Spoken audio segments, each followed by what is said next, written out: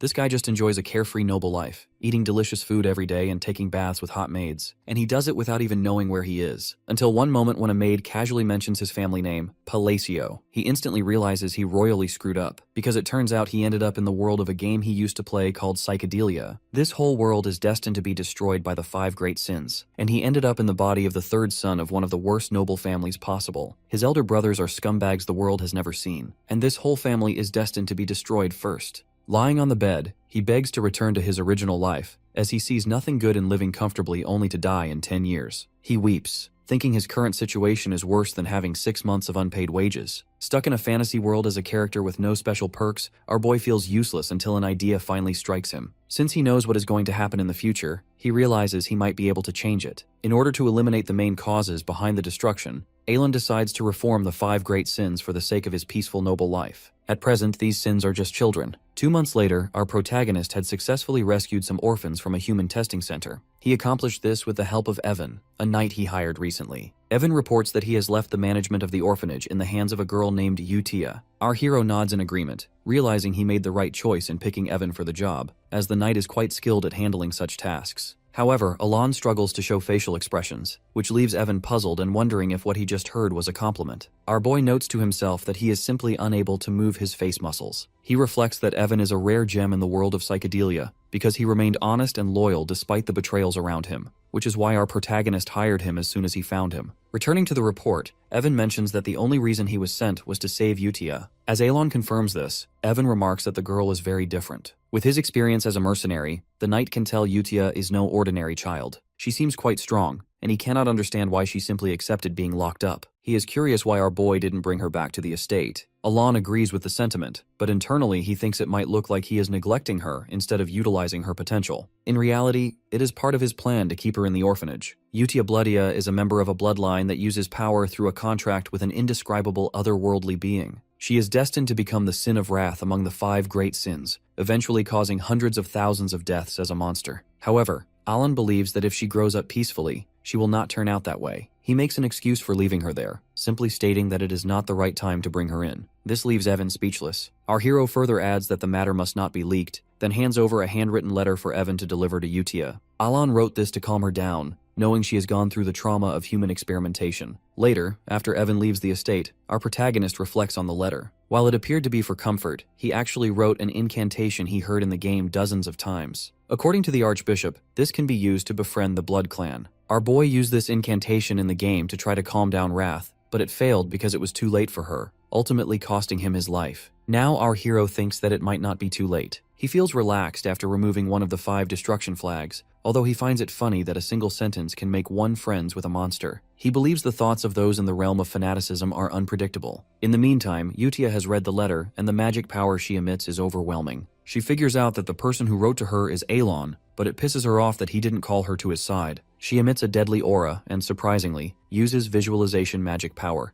a feat usually reserved for those at the master level. Suddenly, she recalls our boy saying it wasn't the right time to meet yet, and that excuse strangely seems to work. Utia calms down while interpreting the quote, considering it a promise that only her master, meaning Aelon, would understand. Utia is the sin of wrath and the daughter of the Blood Clan, the Utia Bloody Queen. Meanwhile, back with Aelon, he thinks he has managed to stretch his luxurious lifespan a bit further. He even imagines the bright moon in the sky is cheering for him. Now, our protagonist is fully encouraged to begin work on his next target. A cascade of books falls on Alan while he is busy searching for a clue regarding the location of the 3rd boss. Right then, Evan appears and reports that he has dispatched the 2nd child as ordered. Our protagonist's main concern is whether the knight treated the child gently. Evan nods, but before he can complete his report, the study door is destroyed. The intruder is none other than the 2nd brother, Tonio Palladio. He mocks our boy for reading books despite being illiterate, but Alan remains quiet about Tonio's insults. Our hero is so annoyed by this behavior that he wonders how the original Aelon managed to live like this. While he would like to fight back, he chooses to kneel and take his leave instead. Tonio is immensely pleased by this submissive behavior, but in that very moment, he is nearly struck by a dagger. The one who threw it is Aelon's first brother, Leo Palladio. Now, both of the brothers glare at each other with killing intent, mocking one another's stench. In the game, the Palladio family members were merely minor characters who disappeared quickly,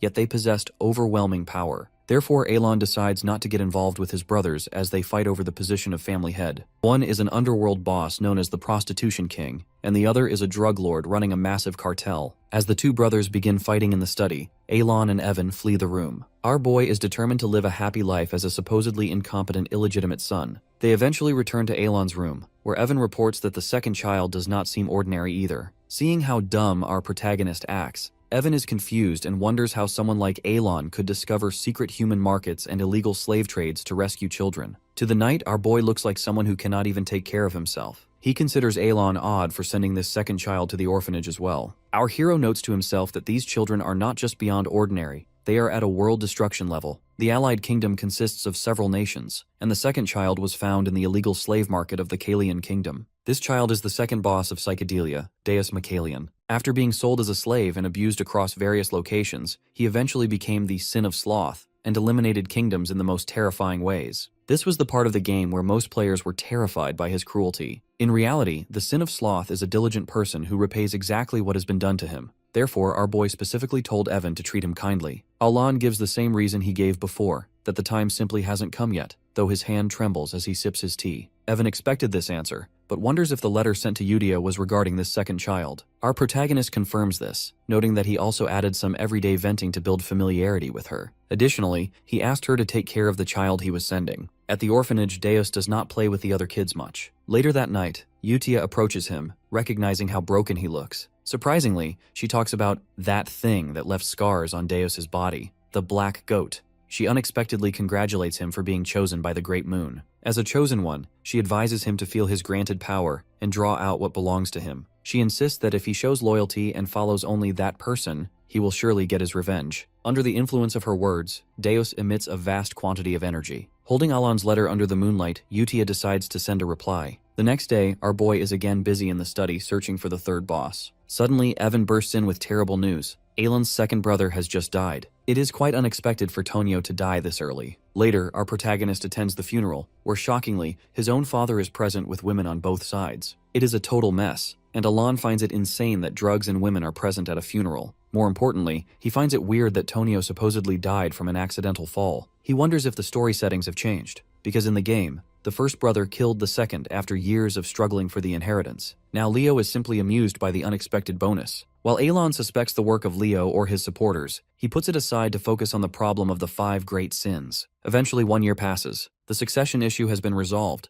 Leo has taken over the drug business, and the family estate has become peaceful. Meanwhile, Alon has grown more familiar with Yutia through their letters. He believes that building this familiarity gradually will eventually help him. Yutia writes about her friends. Yuna is good at hide-and-seek, Radan likes war games, and Deus loves puppet theater. Reading this, Alon remarks on how good those kids are. He also notices from the letters that the sponsorship list has increased again. He finds it strange that such a small orphanage is attracting so many sponsors, but Evan doesn't pay it much mind. Right then, the knight remembers something the young master was searching for. With the help of the Information Guild, he has found a clue. Our boy feels a sense of satisfaction, thinking it must be an ancient text about the third boss. He is excited to finally find that child as well, finding the evening quite peaceful. However, later that night, people are being killed. At a drug distribution site called Margot, 2 men discuss how generous the Palladio Elder is with compensation. One man remarks that their organization has grown to hundreds of people and will only get larger. Suddenly, both men find that their people are killing themselves, moving as if they are puppets. The long-haired man also begins moving against his will,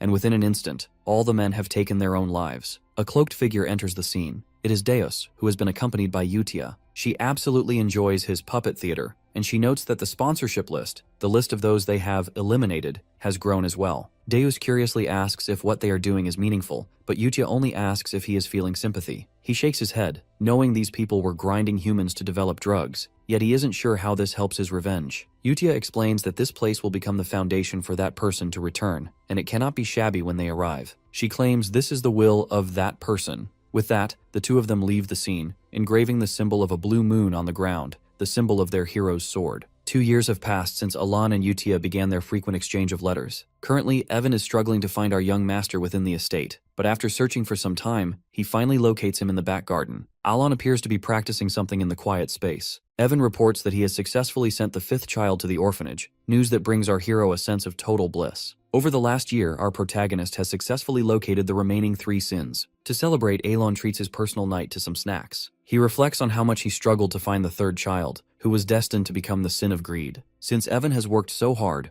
our boy treats him to macarons and instructs him to rest, acknowledging that the knight has traveled everywhere for his sake. Now that the mission to fill the orphanage is over, Evan feels a deep sense of relief. Lying on the grass, the knight wonders aloud if our hero is finally happy. Alon nods in confirmation, but Evan points out that his master's face doesn't show it at all. Even with a completely plain expression, our boy insists that he is indeed smiling, though Evan eventually gives up on the argument. Later, while laying on the grass, our protagonist notes that things are going much more smoothly than he expected. The bosses of psychedelia only became the 5 great sins due to their tragic histories, and Alon believes that by rescuing them early, the possibility of them reaching that dark state has become low. Initially, he had worried he would find the children in poor condition, but a new letter from the orphanage suggests otherwise. Evan delivers the report, which states the orphanage is running smoothly, and the children have become much more cheerful. Because of this, our boy decides not to hire a professional childcare teacher. He never expected Utia to manage the facility so well, and wonders if she had some past attachment to such a place. He concludes that she is a good kid.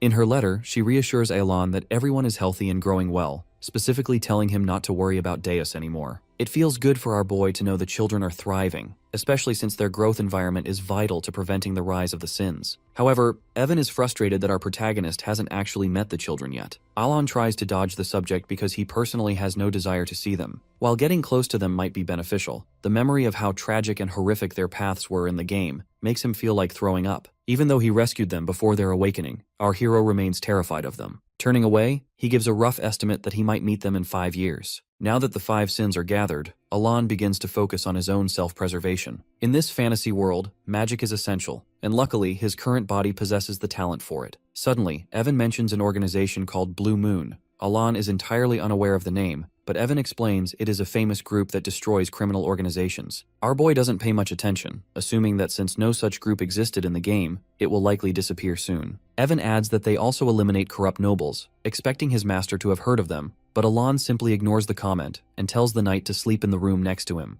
Later that night at the orphanage, Utia receives reports on the activities of Blue Moon. One child, Seolong, reports that she has eliminated everyone at her target location. She is the sin of pride, and confidently reveals that her identity remained a secret because her clothes were specially made by another child named Rhine. Seolang adds that she offered to spare her targets if they could guess her eye color, but none of them succeeded. Rhine, who is actually the sin of greed, coldly reports that she has burned the corpses as well. Another child, Radan, reports that the south is clean too. As the sin of mysophobia, he turned the men from the Avalon organization and an illegal experimentation facility into something unrecognizable. Utia is satisfied with their work, reminding them that they exist for the Great Moon. This secret organization, Blue Moon, worships the Great Moon, but Deus points out a looming problem. It pisses Utia off to think there could be any issue when everything is supposedly under that person's will. Deus explains that the head of Avalon is the son of the Count family where Alon lives. Furthermore, he has discovered that the eldest son of the family is targeting that person. Hearing this, Utia emits an overwhelming amount of energy. The letter she holds instructs her to get rid of the threat, and she crimps the paper in anger, agreeing with Deus's assessment. 2 years later, Alon's father dies. Although the official cause is listed as a heart attack, our protagonist knows the man abused drugs until his last breath. Nearby, people discuss a recent raid by Blue Moon,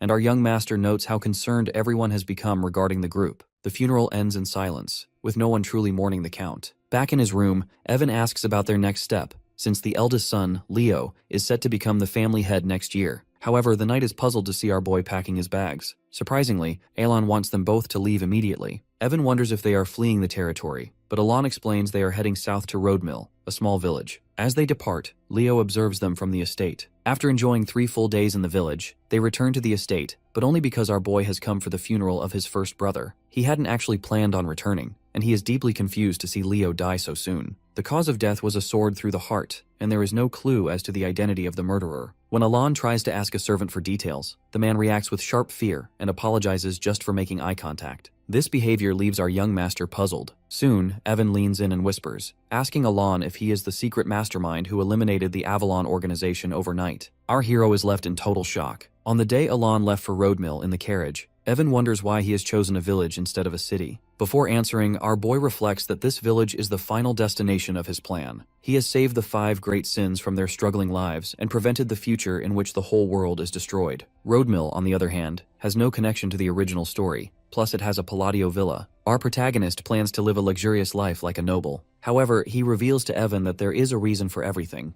Evan is not satisfied by his answer as he knows Alon always brushes off things that bother him. But our hero insists on leaving things like that. Leo starts to think about whether to kill him or not. Even though he finds Alon useless, he still considered killing him with poison after their father's death. But now that he has left the estate, Leo feels there is no reason to kill him anymore. Still, Leo finds them super annoying, maybe because of things like Avalon not doing well recently. Yet, he orders his man to follow their carriage. His man, Alman, asks if he wants to eliminate him. Leo gets stunned, as he never expected his right-hand man to question him. As he reminds him to do as he is told, Alman pierces his sword right into his chest. Leo gets a huge shock being betrayed by his loyal man. But Alman has decided to get rid of him, as he has enjoyed playing along with him. Shockingly, Alman is actually Radan, a member of the Blue Moon organization. Weirdly, he reveals that they only believe in the Red Moon. The Blue Moon is his sword, hence they move when he wields it. They can't let anyone harm the Great Moon. With that, he lands a blow on Leo. Radan further adds they can move freely at their will. That is the reason why he waited for Leo to say those words. It took Leo 2 years to say those words. When Leo threatens him with his men, Radan simply reveals they will wipe out Avalon for good. He leaves the estate, thinking how Leo has acted even when their great moon has given him a chance. On the other hand, Alon is happy to spend his peaceful days in Roadmill. Waking up,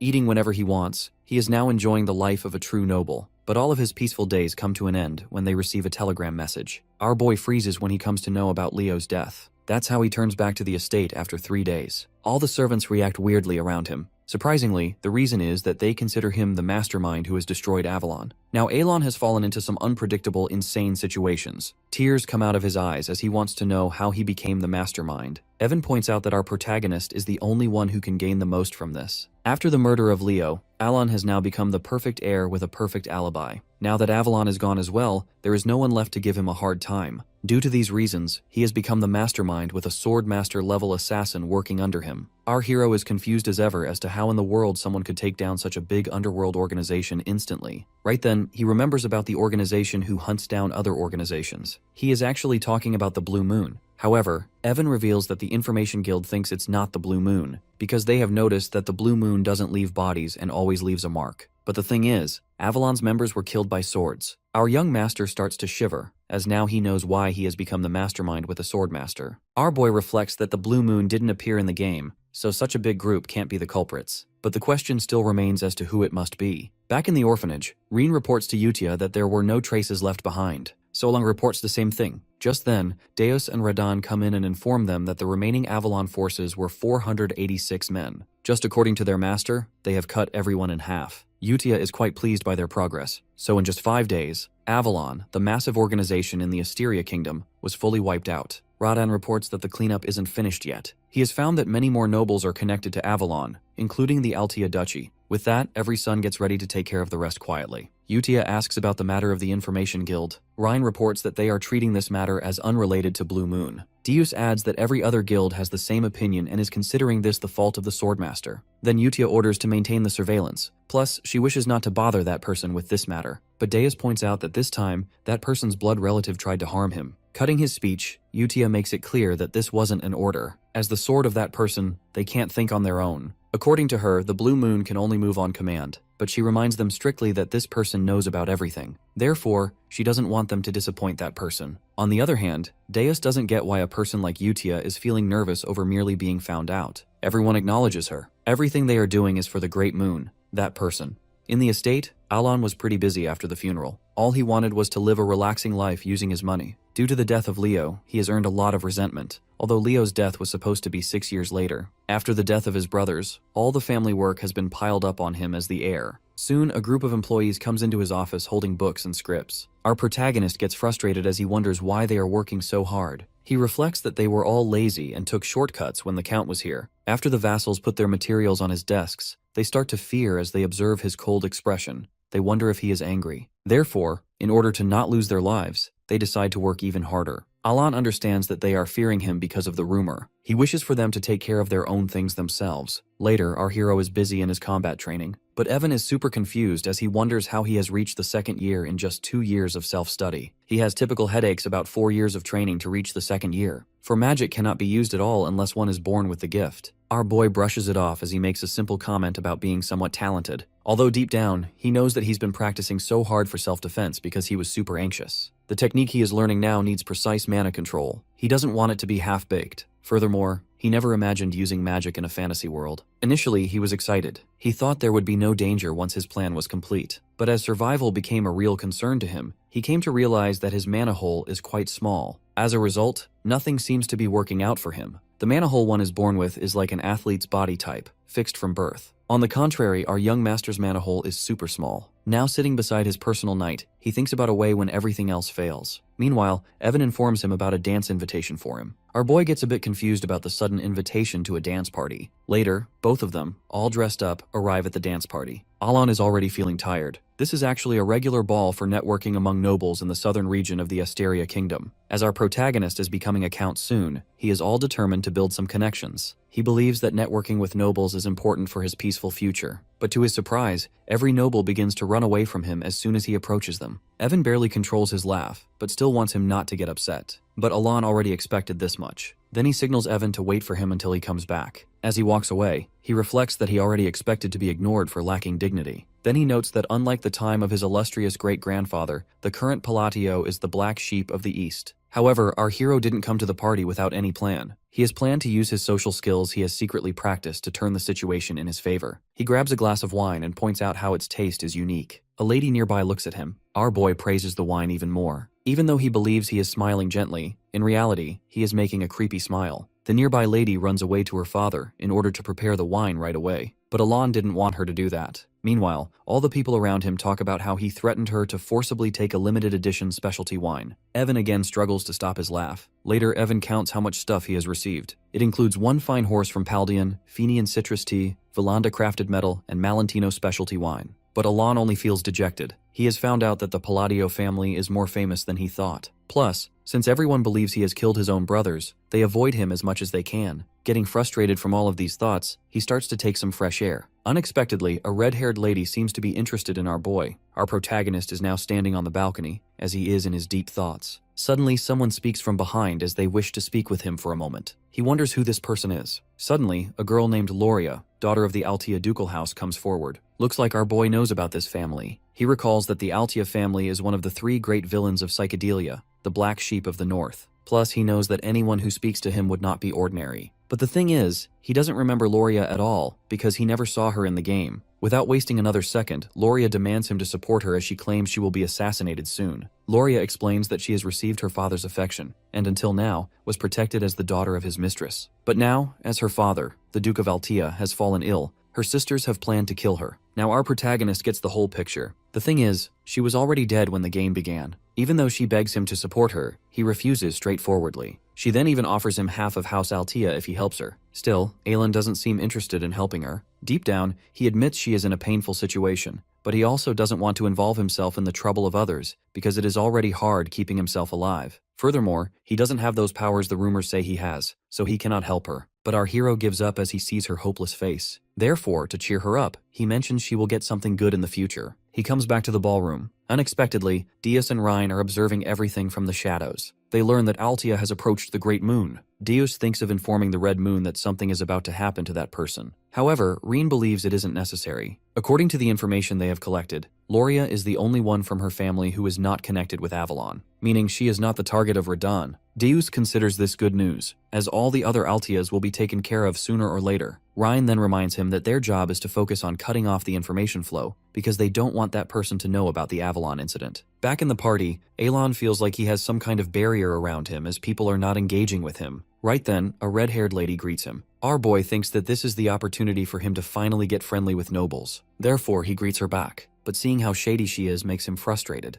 Then he realizes he has seen her in the game. Seeing how she is acting makes him believe that anyone who talks to him first can't possibly be a normal noble. Still, he greets her, Lady Zenonia, with respect. She gets a bit surprised, as she didn't expect him to know about her. Our protagonist nods because she is very famous. The three great villainous houses of the Kingdom of Asteria include House Altia in the north, House Palatio in the east, and the degenerates of Zenonia in the west. Turns out this lady, Kalia, is the eldest daughter of Count Zenonia. House Zenonia is a more refined, corporate-style syndicate, keeping in note that he needs some noble connections to survive, but since it's already falling apart, our hero praises her beauty gracefully. After thanking him, she wishes to talk with him more. Even though our boy wishes to talk, there are too many eyes watching them right now. Also deep down, he just wants to leave. On the other hand, observing how cold he is, Kalia notes he is just like the rumors say. Then she says her goodbye, as she wishes for them to meet again. But our protagonist is confused seeing her leave so suddenly. Meanwhile, Ryan reports that the information about Avalon is being perfectly concealed. However, Deus thinks that there is now a new concern. He points towards a man who is keeping an eye on our hero from the outside. Ryan decides just to observe as they don't have any direct orders, but they will eliminate him if needed.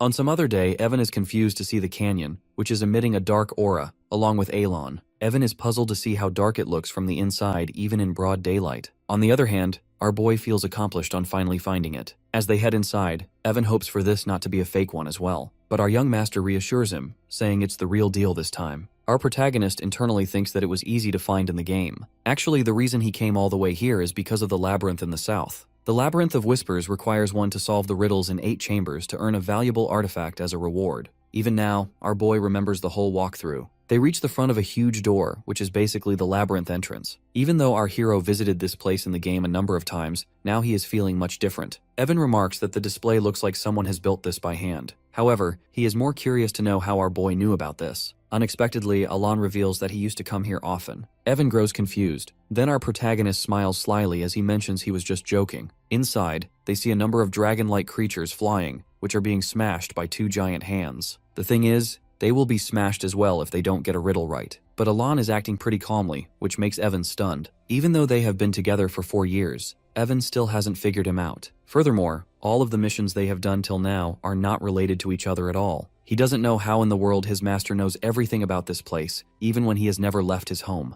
In the meantime, our boy has gotten the riddle right, but the door won't open until one thing is done. As the door starts to open, Evan thinks that even after everything, following his young master has always led to something good in the end. He is so curious to know what our hero is now planning. On the other hand, Alon is feeling dreadful after trying to look at the massive door, as his neck has nearly sprained. As the door opens, both of them are now standing in front of a treasure. But our protagonist only orders to take the black ring and then head back home. Evan believes it will be totally useless, but our young master states that bringing anything else will bring them nothing but trouble. Wearing the black ring, Alon has now obtained the constraint. As soon as they turn back to leave, they find out that the piles of stones in the canyon were actually golems. Even in this situation, Evan only thinks about finding a way to at least make Alon get out of here. But surprisingly, our boy steps forward to eliminate those golems. Evan still reminds him that their first priority should be to escape. He tries to stop our protagonist by yelling that second-tier magic won't be enough here. But our hero has a plan. He uses Constraint Commence with the help of his new black ring. Some kind of powerful waves emerge from the ring against the golems. Someone recites a spell to use the black ring. Alon recalls that this part in the game had a selection window, so he knows that voice is actually the Labyrinth Clear Reward, Constraint. This is an absorption-type artifact that imposes restrictions on the user in exchange for power. Our boy shivers as he listens to the voice of the labyrinth. Firstly, it says that in all spellcasting, the hand seals of Babylonia shall be absolutely required. The labyrinth then asks what he wants to gain. Alon replies that he needs the power to twist the laws of the world a little more. The labyrinth then grants his wish. Then, for the second wish, it again recites a spell. In all spellcasting, only the sacred words of Babylonia may be used. The labyrinth then wishes to know what he wants by this. Our young master wishes for the same as before. But surprisingly, this time the labyrinth remains quiet. Our protagonist wonders if he has done something wrong this time, as he even made the skill icon just in case. He knows that choosing both seals and words for the constraint gives the highest magic attack power. Our hero has mastered all the hand signs and phrases through practice, which means this should work out. Suddenly, the labyrinth accepts his second wish. It announces that those who remember the seals and mysteries of the forgotten great god have received their gratitude, so they will carry on his will. But Alon doesn't know what they mean by carrying on his will. As the black thing is being absorbed, the constraint works successfully. The labyrinth has decided to watch him, as he is the inheritor of the will. Just then, Evan yells to our boy that his second-year magic won't work here. Turns out the time was stopped, and our protagonist returns back to the very first moment when the golems start to attack them. Right now, he is all ready to test the constraint and the price it demands. Alon activates his newly awakened thunder-like power. By utilizing the laws of refraction, rebound, blue light, and linear diffraction alongside the use of signs, he sends a powerful blow toward the golems. Evan is stunned to see all of the constructs being destroyed by our young master. After just a moment, the golems are completely obliterated. With the threat neutralized, Alon and Evan start heading outside. Evan wonders if our protagonist was hiding his true power until now, but Alon simply shakes his head, which makes the mercenary even more confused. Evan has never seen anything like that in his 15 years of service, so he asks if that was truly second-year magic. Our boy nods firmly, though deep down, he is equally confused as well. Our hero recalls that the spell wasn't nearly that powerful in the game. In the turn-based combat system of Psychedelia, a spell can be enhanced using a sigil or an incantation per turn, but this time, he triggered a chain lightning spell that was strengthened over 5 times using 4 incantations and sigils. Stacked thunderblades were amplified together to form a configuration suited for large-scale lightning magic. In exchange for the restriction that required our hero to use a sigil and add an incantation for every spell, Alon has gained something else. He remembers being granted power for inheriting his will, which allowed him to amplify his magic tenfold. However, Alon didn't expect to get these kinds of results. Finally, the boat exits the canyon. Evan is super exhausted and wonders who could have created such a dark place, but our boy is lost in his own thoughts. He remembers that the Whispering Labyrinth had another name, one spread throughout the gaming community. The area was known as the Labyrinth of Palaon. Consequently, Alon tells Evan that this place was built by someone named Palaon, but Evan is too exhausted to fully understand. Deciding to head back east, Alon reflects on their journey, noting they have been out for 3 weeks for this quest. Furthermore, our protagonist has tasks to attend to once they return. Evan is shocked to find him more diligent than expected, and with that, they start heading back home. Our hero reflects that while choosing a sigil matching the spell's element increases its effect, and picking the right incantation strengthens its properties, the results here differ from the game. In the digital version, the visuals stayed the same while only the attack stats rose. On the contrary, each sigil here visibly affected the spell itself, and every incantation had its own transformation.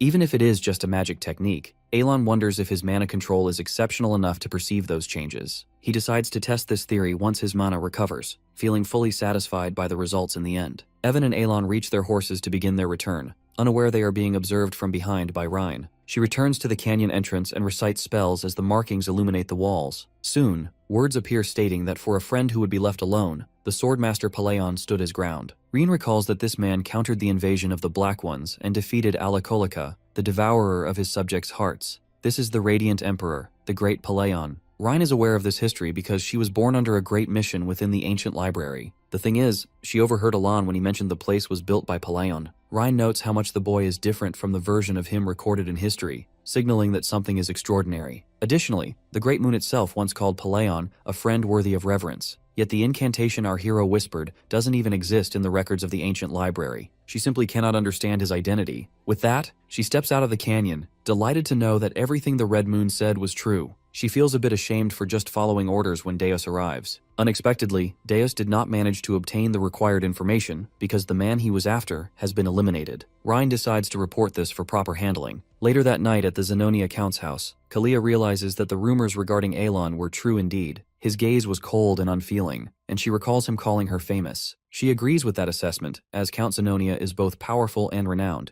yet she finds it weird that people find her famous since she rarely socializes. She turns to her father for his opinion, although he remains quiet. Shockingly, with a snap of her finger, she takes control of his body and sets him to work. She excitedly points out that no one can suspect her to be the one running the house while the Count himself is just a fool. She recalls how Alon spotted her spy from the shadows, just as someone requests her to come to her room immediately. Inside, she finds the dead body of her spy. According to her informer, the girl didn't reveal any secrets as the seal didn't activate. Kalia smiles, however, as she never expected herself to be exposed like that. She points out that she was caught off guard the moment they met. On the other hand, our hero is totally unaware of this whole situation. At the Altia ducal territory, Loria sits hopelessly as she realizes that Alon, the noble of the underworld, possesses eyes as cold as her father's. She considers him someone one must never make an enemy of, yet our boy was her last hope. She knows he cannot agree to a deal involving such heavy losses, but the problem is that she has nothing left because of her 4 siblings. Up until now, she has survived solely on her father's mercy and affection. As soon as she steps inside the family mansion, maids inform her that her sister, Lady Phelan, and her brother, Lord King, have taken their own lives. Loria is shocked by this unexpected news. She cannot understand how people who would easily stab their own family could kill themselves. When she asks about her other siblings, Tamalian and Marianne,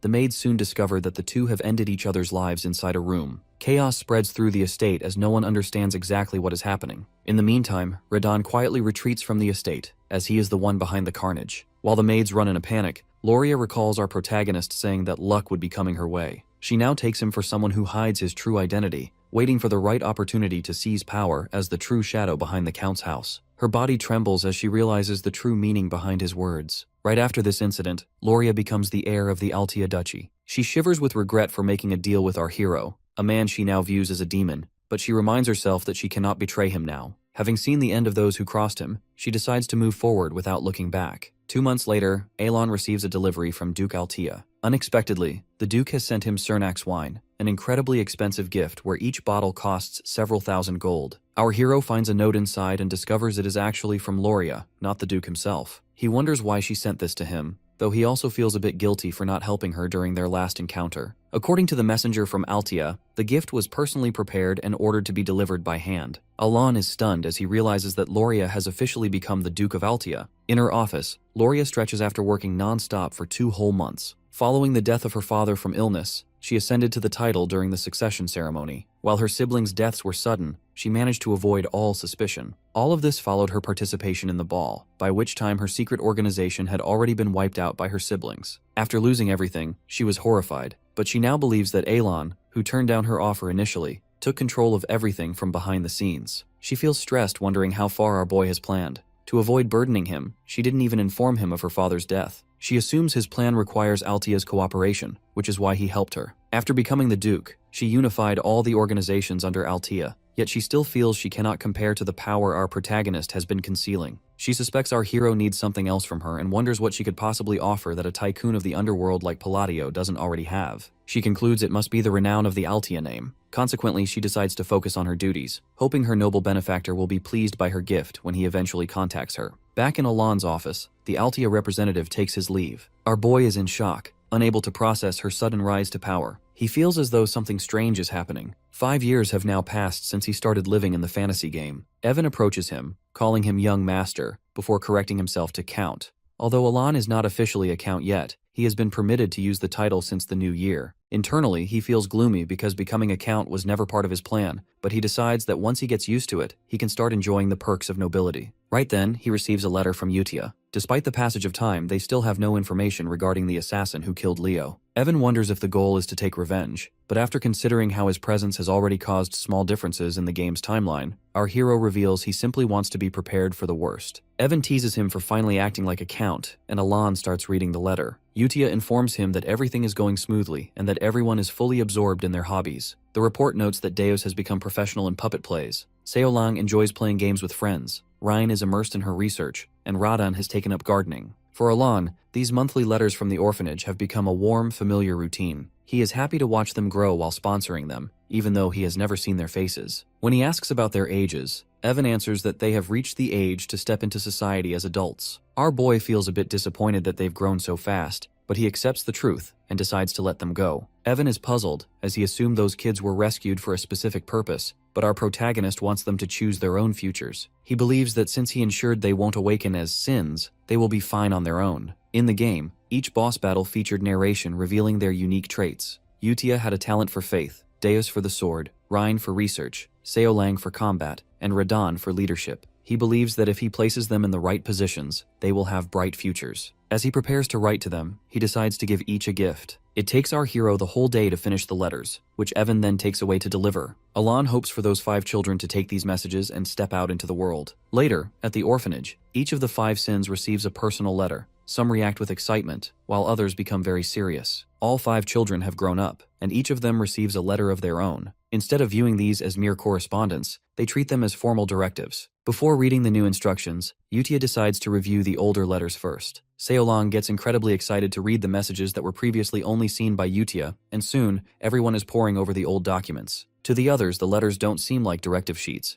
They read like ordinary, casual conversation. To this observation, Yutia explains that our boy ordered the letters to be disguised as normal conversation from the very beginning. She points out that in the first letter he wrote her, he asked about her well-being and mentioned his second brother using him as a chair. Yutia interprets this as him pointing out a target for elimination, noting that he ordered her to report back afterward. She even reveals that the letter in which our hero instructed her to take care of the orphanage was actually a coded order to form the Blue Moon organization. This is how she has meticulously followed every word of our protagonist from the start. Deus notes that such methods must be to prevent information leaks, and Yutia agrees, stating that this is how they should properly decode the directives. However, Deus points out that it would be much easier to visit Alon in person or use a magic communicator. Radan concurs, noting the inherent risk of leakage through physical mail, but Yutia coldly reminds them that their role is simply to follow orders. Right then, Seolang suggests they finally read the new directives. The letters assign them to their new posts. Deus is ordered to Caliban, the Land of Knights. Seolang is instructed to head to a colony. Radan is assigned to the Pleasure City, Raxus, and Rhine is sent to the Labyrinth City, Lartania. Yutia, on the contrary, is instructed to go to the Holy Kingdom of Rosoria. Deus doesn't quite understand why our hero told him to become a knight, but he notes that Alon has decided to continue their sponsorship.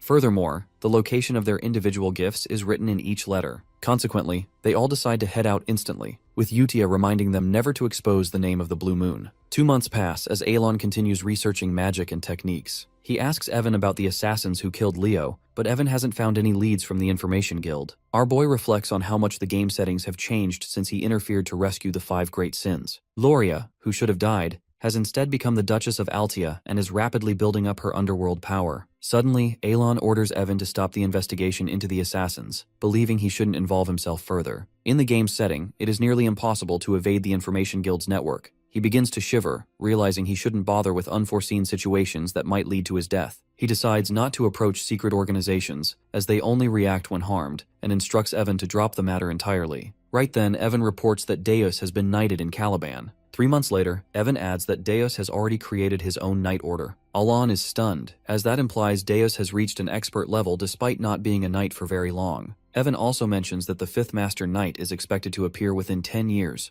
a title known as the Sword of Caliban. Our hero feels immensely proud of him. 6 months later, a full year after the Sins became independent, Alon finally becomes a count following his succession ceremony. Evan enters to inform him that Deus has officially become one of the 5 Swords of Caliban, a Master Knight. Alon pauses, murmuring in surprise, as he wonders if only Swordmasters can hold that title. In the game, a Swordmaster is a transcendent who has surpassed the Aura Blade and awakened an ability called Derivation. According to Evan, Deus hasn't managed to awaken Derivation yet, but the country granted him the title regardless after he defeated the 4th Sword, following Caliban's loss of a Master Knight to the Northern Barbarians. While it usually takes 15 years just to wield mana and decades to master Derivation, Deus reached this level in just a year, despite being totally unaware of swordsmanship previously. Our boy believes Deus will soon surpass Reinhardt, the youngest Master Knight in the game, if he can just bridge the gap with Derivation. Our hero starts to daydream about the benefits he might receive from this, but then he sighs, thinking he may not get anything at all. Evan waves this off, noting that our protagonist only sends letters to Yutia. Even so, the letters Yutia receives always include updates about the other sins, as they are all keeping an eye on each other. Alon hopes for at least a thank you from Yutia for the gifts, and feeling a bit disappointed, he slaps his own face to focus. He reminds himself that although they awakened as the 5 great sins, they haven't destroyed the kingdom. What matters most is that the children are living well. The scene shifts to the capital of Caliban, Kurdum, specifically the High Noble Residential District where the Lunar Eclipse Knight Order resides. Inside the Great Mansion, Deus Macallion, now the captain of the Eclipse Knights and the youngest Master Knight,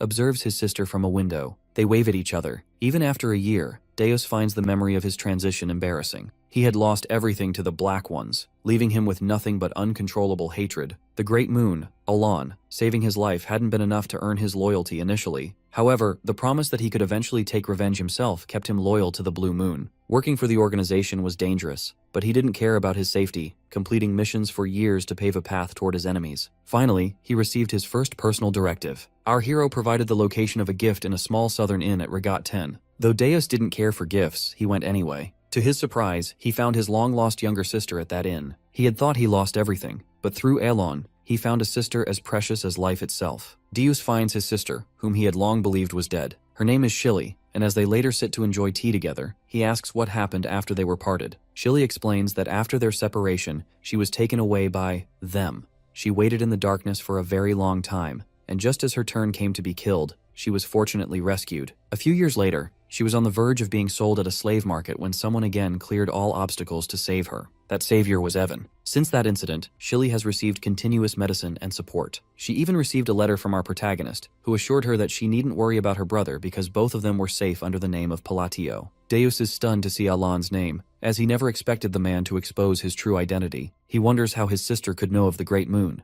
especially since our boy had never been told about Deus's family. Even Utia only knew that Deus had been attacked by the Black Ones. Suddenly, Deus recalls Utia's insistence that the Great Moon knows everything. All of his questions fit together like puzzle pieces and disappear. While he initially couldn't understand Utia's fervor, he now feels like the foolish one. He realizes that our hero knew the truth all along and was providing hints to the child who would otherwise have survived alone. Seeing him completely zoned out, Shilly calls out to her brother. He pats her head, noting that while his sword had previously acted only on hatred, the Great Moon had overlooked his flaws and shown mercy. For Deus, who had lived only for revenge against the Black Ones, the survival of his family fills him with deep gratitude. He finally understands why Utia follows Alan, not as a blind believer, but as a loyal subject to a man of infinite foresight. To repay our hero, Deus vows to reach the pinnacle of Caliban as a master knight and create an elite guard of top swordsmen. Fast-forwarding to the present, Deus has formed his own group and prepares for a briefing. Standing before his elite unit, he declares that the upcoming expedition will be the foundation for the eclipse. He waits for the day he can offer a repayment that satisfies the Great Moon, strictly instructing his knights to prove their worth under the moon before they depart to battle the barbarians. Back at the Palatio estate, Alan is resting peacefully, satisfied that the 5 children have grown up. Suddenly, a gust of wind blows his messy research notes across the room. Since returning from the labyrinth, our protagonist has focused on researching phrases.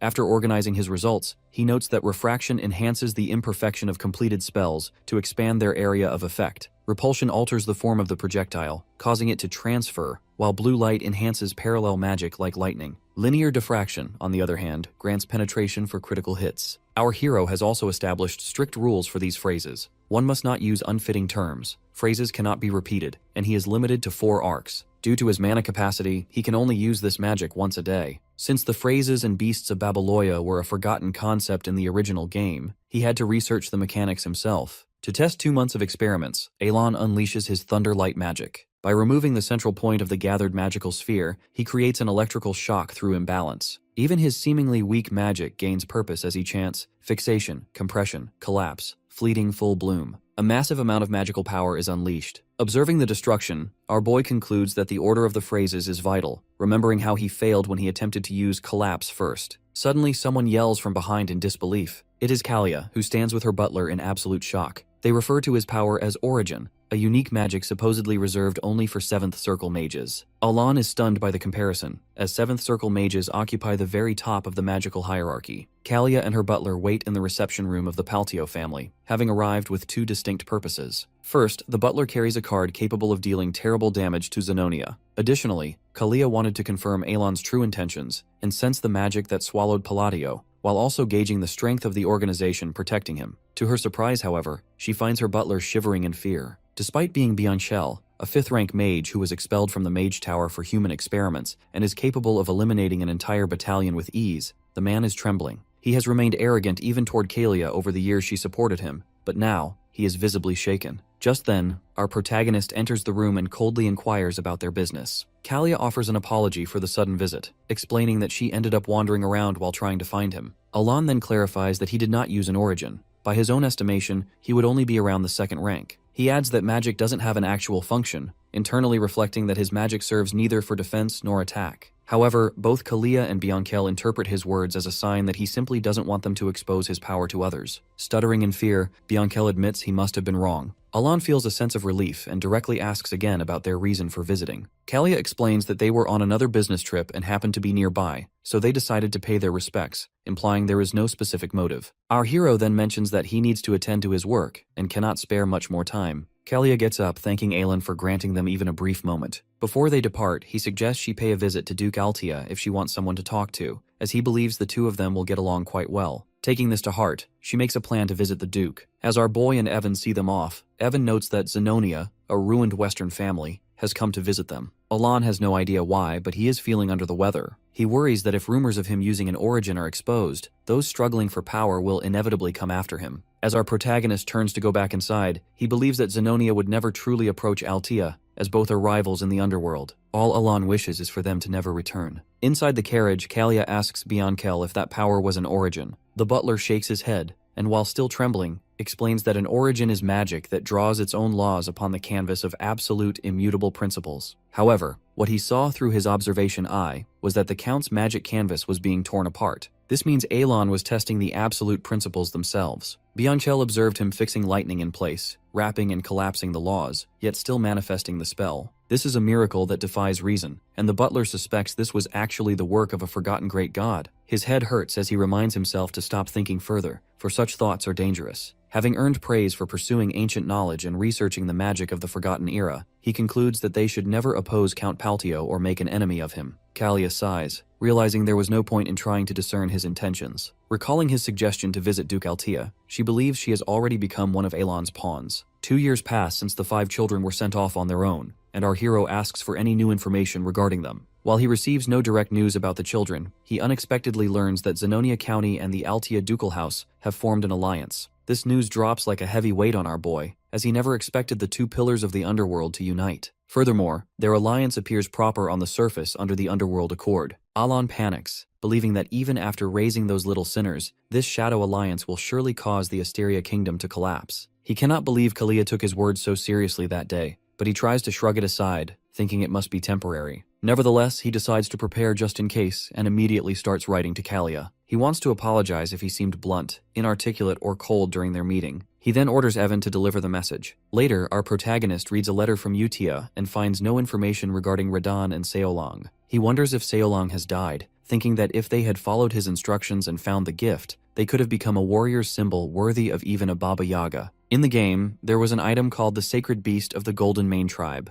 According to the game setting, if the Sin of Pride hadn't become a fallen sinner, she would have been a great Langlan warrior. Alon had even told her about the hidden treasure she could use for funds. But the bitter truth is that her land is a nation where one can only seize the world through power. The scene shifts to the desert nation of Colony. In a strange place, Seolang, now wearing Alon's gift, stretches as her ordeal finally ends. She thanks him for the precious gift, having initially thought the essence of the Golden Mane tribe was just a random charm. She realizes now that the stories she heard as a child were not just fairy tales. Her tribe consists of descendants of the Golden Mane tribe, the kings of all beastkin. This tool is a legendary heirloom passed down for hundreds of years, granting power and divine authority. After getting her hands on this, Seolong faced every trial within her inner world. On the day she was dying as a test subject, the Great Moon saved her life and gave her the power to take revenge on the Black Dragon who eliminated her parents. Therefore, she has decided to repay Alon sincerely. She knows the true meaning behind the gift was not for her to remain an ordinary gladiator. Instead, she plans to become the strongest gladiator ever and gather the Golden Mane tribe to restore their glory. Eventually, she will slay the Black Dragon. Staring at the moon, she decides to dedicate all her efforts to her savior, aiming to bring back the glory of her clan under the Blue Moon after 500 years. This clan remains the greatest of all beastkin and the undisputed king among their kind. In Alon's office, Evan provides updates regarding the 5 children, gathered by the Information Guild. According to the Guild's reports, Seolong has earned the title of Golden Flash due to her overwhelming activity in Colony. Luckily, our hero is glad to hear she is doing well. Evan agrees, noting that Colony is a place where strength allows one to get away with almost anything. Unfortunately, he hasn't heard anything about Radan since he left to learn the trade in Raxus. Although Evan has some leads, they are still being verified for reliability. Suddenly, our boy coldly asks if Evan is busy. Taking a pause, Evan reveals that he has already finished every task on his plate. Alon then reminds Evan that they need to prepare early, as it will take roughly a month just to reach the Magic Tower. Evan flinches, as he was entirely unaware they were heading there. It turns out our protagonist had simply forgotten to mention the plan. While Evan points out that it only takes a week to reach the Green Magic Tower, Alon has decided to visit the Blue Magic Tower instead, located near the Labyrinth City. With that, Evan begins the preparations. Alon, meanwhile, clearly dislikes riding in a carriage. However, there is an item at their destination that can support his small mana reserves, making the trip a necessity. In the game, our boy had spent a great deal of time grinding in Lartania. The labyrinth at the center of the city served as the primary leveling map of Psychedelia. The deeper a player ventured, the better the items they could obtain. Although countless players entered, no one ever reached the end, leading to frequent complaints that the map simply continued downward forever. Consequently, relics and artifacts are continuously discovered in this endless maze, making certified magic appraisers highly respected and wealthy professionals. There, a girl named Rhine is soon to take her appraiser exam. Our hero wonders if the gift he sent her was too small, as it was merely an item intended to aid in equipment appraisal. He decides to provide extra support later if it proves insufficient. The scene shifts to the labyrinth city of Lartania. The city is teeming with explorers and mercenaries and is governed by no one. Nestled in a southern corner is a secretive appraisal shop called Merda. The shop has gained fame for its unique services, attracting nobles and A-rank explorers as its primary clientele. Among these customers is the Lord of Lartania, who is currently visiting the shop where Ryan works. She has just completed the appraisal of a device that generates flames using mana. The Lord feels grateful, noting that the item is a relic capable of holding an imprint. When he inquires further, Ryan explains that a pinch of mana will maintain the flame for an hour. Fully satisfied, the Lord leaves the shop. Ryan then turns her attention to another device that can also be imprinted. The reason this corner shop is so famous is due to the imprint known as Screech, a gift from our boy. Ryan happily repeats the words from his letter, which encouraged her to become an appraiser. Initially, she didn't understand the command. She believes her master is a friend of Palatio and a figure from the forgotten era of outer gods. While she thought everything was meant to help deal with the Black Ones, she couldn't initially see how being an appraiser connected to that goal. However, upon seeing the gift, she realized its nature was different from anything she knew. She obtained the Eye of the Tail, which quickly identifies items below a certain mana threshold. Ryan realizes the true nature of this item doesn't even exist in the library. After the seals were lifted, the imprint opened. She decided then to gain power over the Black Ones in the future, viewing this as both an ability and a means to offer sacrifices. Currently, she has 252 sacrifices left until it reaches full bloom. In exchange for increasing the relic's stats, it absorbs something that causes its eye to change, though it only reacts to specific high-ranking relics. If the wrong item is used, the accumulated power vanishes. Correctly appraising artifacts and distinguishing high-rank sacrifices is a job only she can do, having been born within the Library of Eternity. With a vicious smile, she decides to do everything necessary to deal with the Black Wolf, believing it all aligns with the view of the Great Moon. 3 weeks later, Alon and Evan reach the Blue Magic Tower. Unfortunately, the Tower Master is away. Instead, they are met by the Vice Master, a 6th Circle mage named Pedia Clint, who tells them to state their business and leave. Surprisingly, our protagonist finds her face familiar from the main story. Since the current time is before the original plot begins, Pedia is still only the Vice Master. In the game, she is a genius who reaches the 8th Circle and becomes the Tower Master in her 20s. This tower possesses massive combat power and holds a status equal to nobility due to its monopoly on specific necessities. As a Vice Master, Pedia has transcended ordinary humanity. After Alon reveals his identity, he states he is there regarding the Time Rift. Pedia, who is busy searching for documents, pauses when he claims he can remove it. A Time Rift, or Simon, is a door to an unknown subspace that appears where magic is heavily used, creating anomalies and destruction. Using her observation eye, Pedia asks if our boy truly believes he can achieve that with his current talent. She immediately tells him to leave. When Alon tries to explain, Pedia cuts him off, pointing out that he shouldn't boast about removing the rift while keeping the treasure inside. She slams her desk in rage, clearly exhausted by the many people who have come to her with similar claims. Our hero feels she is being unfair, yet he calmly requests that she guide him to the rift so she can see his ability for herself. Pedia remains unmoved, believing he is only there to manipulate public opinion after gaining the title of Count through sheer luck. Suddenly, she unleashes a massive amount of mana to prevent him from creating a scene. Alon notes that while she seems busy, she is unexpectedly up to date on gossip,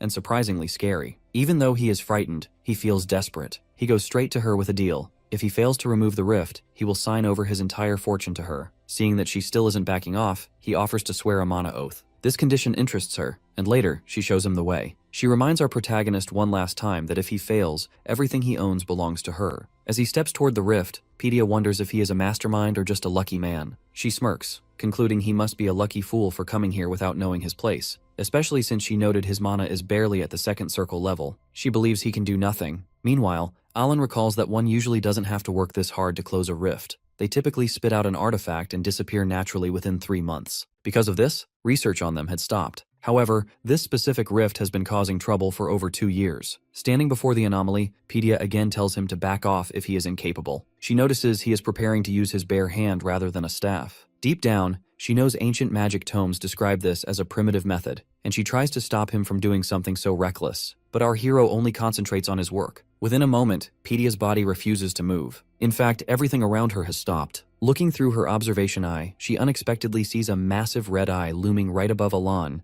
Pedia's observation eye activates, immediately beginning to analyze the anomaly before them. After a series of rapid calculations, she begins to see strings of text filled with dark, ominous words. Suddenly, a giant red eye manifests and reaches out toward her, projecting an absolute demand that leaves her face drenched in sweat. Deep down, she understands the weight of this command perfectly. After a brief moment, the giant eye closes and vanishes into thin air. With the phenomenon gone, Alon informs her that the gate is officially closed. To him, the task was relatively simple, as it only required specific items and methods. He then moves to secure the relic he just acquired. Naturally, our protagonist realized he might need to use this method again in the future, so he had cast a convincing spell on Pedia to smooth things over. He wonders briefly if she fell for it, and it seems she has. She immediately decides to keep the event a total secret. However, noticing her making strange expressions, Alan begins to doubt his success. When he attempts to approach her, she cuts him off with a yell, frantically insisting that she can absolutely keep a secret and won't tell a soul. Our hero is left utterly confused by her erratic behavior. Later, our protagonist prepares to head home with Evan. Unexpectedly, Pedia approaches our boy and offers him a mana recovery potion she brewed herself. Upon closer inspection, Alon realizes it is a top-grade potion. Pedia murmurs a question, asking if he likes it, leaving our boy stunned. Just 2 bottles of such a potion cost as much as several lower-rank versions, making the gift incredibly expensive. He wonders if she is truly this thankful for him closing the gate,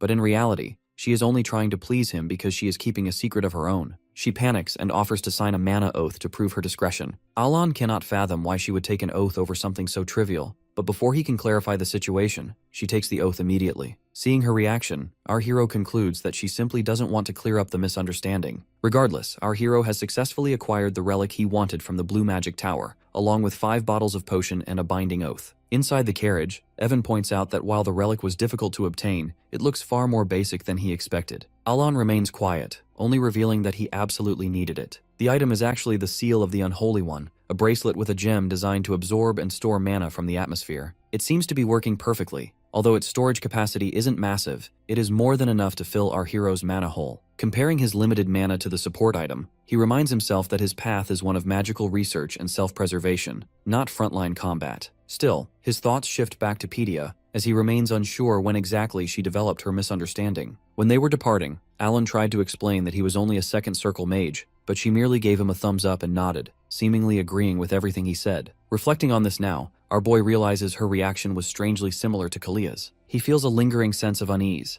though he calms himself with the thought that they likely won't meet again in the future. The scene shifts to the Altia estate, where Loria welcomes Kalia. Kalia greets her by commenting on her beauty, and Loria feels comfortable in her presence since they don't need to constantly assess rank or power between them. Strangely, both women find themselves occupied by thoughts of Count Palatio. When Alon suggested that Kalia visit Duke Altia, she only truly understood his intent once she followed the order. As they talk, they realize that both are under the influence of our hero. Their alliance was essentially forged by Count Palatio's command. With him standing above them, their previous power struggles feel like absolute nothing. Because of this, Zenonia and Altia have grown closer. Loria asks why Kalia has arrived so early, as their meeting wasn't scheduled until next month. It turns out Kalia is there to discuss the letter Alon sent the day she left his estate. Even though it appears to be an ordinary apology, both Loria and Kalia are convinced there is a hidden meaning within the text. They decide to decode every single word, searching for a subtext. Eventually, they come to the conclusion that Alon dislikes both the aristocratic and royalist factions. They wonder if he intends for them to eliminate both groups, eventually deciding that our protagonist wants to drive out the existing nobles to establish a new regime. Loria now believes this is why he needed Altia's prestige and helped her become a duke. She is certain that if the Overlord of the West joins them, they will succeed. Meanwhile, back at the Blue Magic Tower, the Tower Master learns everything regarding the closure of the Time Rift. The puzzle pieces begin to fit together on their own, forming a picture of Alon's influence. In the meantime, our boy sneezes, a side effect of the conversation happening behind his back, and nearly chokes on a sweet potato. He and Evan are currently taking a break on their journey home. Just then, a letter arrives from Utia. She has successfully become a priestess in the specific location selected by our hero. The Tower Master of the Blue Magic Tower finally returns. His name is Salem Micardo, an 8th Circle mage of immense power. Seeing Pedia looking under the weather, he asks if she is all right. With a weak voice, she informs him that she has completed everything he entrusted to her. Noticing her extreme exhaustion, Salem grows worried. He reflects on how she became a vice master at such a young age. She is so blessed with talent that her pride previously knew no bounds. She was always so strict with new recruits that she often moved them to tears. Yet because she was so serious about her magic, Salem never tried to correct her personality. He believed that once she reached the 7th circle, she would automatically become humble after realizing how limited her achievements truly were. Now, however, the situation seems very strange. He tries to cheer her up with a joke about his mission in the northern region, asking if the workload was really too tough for her. She only sighs and reveals that Alon has closed the time rift. Unfortunately, she cannot explain how it was closed because she is bound by a mana oath. With a sad face, she simply endures the restriction, unable to say anything more. Salim pats her head, and deep down, he is actually pleased to see that her arrogance has finally been broken. He wonders if the magic used was an origin. Pedia is so crushed by the experience that she doesn't even brush his hand away. Consequently, Salim becomes deeply interested in our protagonist. 1 month has passed since our hero returned from the Blue Magic Tower. After acquiring the Mark of the Unrighteous, Alon has gone even deeper into researching magic phrases. Since he can now use magic more times per day, he is making rapid progress. After discovering a new rule, he writes it down in his notes. While the progress seems to align with his arrangements, he isn't entirely certain of the cause. At that moment, Evan points out that Alon's magic has become significantly stronger. To Evan, it didn't seem like second circle magic before, but now it feels like it is on an entirely different level compared to a few months ago. In fact, Alon's magic just created a massive crater in the ground. Our boy believes this kind of destruction should be impossible for gravity alone. A standard second circle gravity spell shouldn't be enough to crush the Earth to this extent, even at maximum power. Now, Alon realizes he wasn't imagining things when he felt his strength increasing. This obvious boost in power is likely not due to practice or the phrases themselves, as higher efficiency usually just means better precision. Phrases act like trigger words to alter attributes, and after months of researching arrangements for gravity, our protagonist has started using set phrases interchangeably. He assumes the power boost is just a small gain from optimizing these arrangements. He simply tells Evan that he is in good condition, which is why he seems stronger. Afterward, Evan delivers a letter from Yudia. Receiving it, Alon decides to head back inside, as he has already used up his 3 magic spells for the day. Internally, he considers that his sudden strength might be a reward for a curse. In the East, a curse is a ritual where one sacrifices themselves to cast a spell on another. The target suffers a penalty but gains compensation in return. Since no one near our hero is involved with the East, he considers it a possibility, or perhaps he is receiving faith from somewhere. He shrugs the idea aside, reminding himself that he is just a count from a small kingdom ignored by the underworld. He tells himself it's perfectly fine to live without overthinking everything. The scene shifts to the Holy Kingdom of Rosario and its capital, Ryanel. It is a city of pure white that worships Chironia, the goddess of the moon and peace. In the Eastern prayer house, a knight named Locke greets Utia. He knows she is a lower-rank nun who doesn't even wear the sash of Holy Grace, yet he shows her great respect. He reports that he has saved 8 children and 25 lives from small villages in the east and west, believing he was only able to do so because of her guidance. Utia shrugs it off, saying he is the one who performed the good deeds. However, Locke insists she guided someone as insignificant as him. For 20 years, he was unable to sense even a trace of divine power and was about to give up in despair. At that moment, Utia reached out and told him to have faith in the moon. At first, he didn't understand, but he prayed to the moon for several days anyway. Unexpectedly, he was soon able to build divine power. Though he briefly feared he had stepped onto the path of heresy by favoring the moon over Lady Chironia, he now believes all power borrowed from the gods is the same. The sacred artifacts of the goddess shine brilliantly in his hands, proving his divine power. When he previously asked Udia why she pointed him toward the moon, she explained that while faith comes from invisible belief, it takes a long time to grow. She claimed it is easier to gain results from something that actually exists in the sky. To her, the moon will always be on his side. Locke agreed, thinking it was a better way for a person filled with doubt to find certainty. Back in the present, Udia tells him to show his gratitude by praying with her. As it is prayer time, many people have gathered. They enter the hall, and Utia goes straight to the sanctuary to begin praying to the great moon. Our protagonist's former ward has officially become a prominent nun of the Holy Kingdom. While reading Utia's letter, Alon feels a touch of frustration, finding nothing particularly special in this update either. He takes the news as a sign that everyone is doing well, yet he cannot help but feel a bit lonely. After all, he only receives letters from Utia and no one else. Our protagonist tries to reason through this, thinking that since the other children never saw his face, he is likely just a nice stranger who showed them a bit of kindness. His primary goal was to keep them on the right path so they wouldn't destroy the world in the future, and having achieved that, Alon reminds himself there is no reason to feel disappointed. With that thought, he attains a sense of inner peace. Our boy reflects on how Utia still writes to him every month despite her busy schedule, though it still stings slightly to think that only the eldest of the group recognizes his efforts. Suddenly, he jumps in shock upon realizing Evan is also in the room. Luckily, he calms himself down immediately as Evan reports that he has gathered information about the kids from the Information Guild. Strangely, Radon has become a pirate. Our hero is so stunned that he remains speechless for a moment before demanding that Evan tell him everything in detail. Evan sits down to reveal big news regarding Seolang and Deos. It turns out Seolang has won 23 consecutive challenges out of 100 against Baba Yaga. For context, the record for most consecutive wins is 41, held by the Lion King. a character who actually joins as a companion in the game. Furthermore, the colony military relies heavily on these fighters because they are incredibly powerful, and there is a high chance Seolang might break that record soon. Evan then moves on to Deus's knights, who have successfully taken down Kurga of the Snowfield, one of the 8 barbarian chieftains. These chieftains have become superhuman through various rituals, a fact Alan knows quite well since he defeated the barbarians and even their god, Ultholtus, in the game. He is relieved that he doesn't have to deal with them now, especially since Ultholtus only appears after the 5 great sins descend. Consequently, our protagonist no longer needs to worry about Deus. However, he briefly wonders if he should have visited them in person to enjoy some of the benefits of their success. Turning to the next report, Evan discusses Rhine, who has become an appraiser capable of applying black engravings to artifacts to enhance their abilities. After hearing about the others, Alon refocuses on the shocking news of Radahn's piracy. Evan explains the situation involving the 7 isles off the coast of Raxus. Among these, the largest is the first isle, where Radahn has recently become the captain. This news is a massive shock to Alon, as he never expected such a path for the boy. He recalls a meme he once laughed at online that has now become his grim reality, a story about someone who sponsored a child hoping they would grow up to live an ordinary life, only for that child to become a pirate. Our boy certainly didn't send Radahn away for this. According to the original character settings, Radahn is highly skilled at detection. As a rare member of the Sea God tribe, he is naturally free in the water. Because there are many rare artifacts in the Raxus Sea,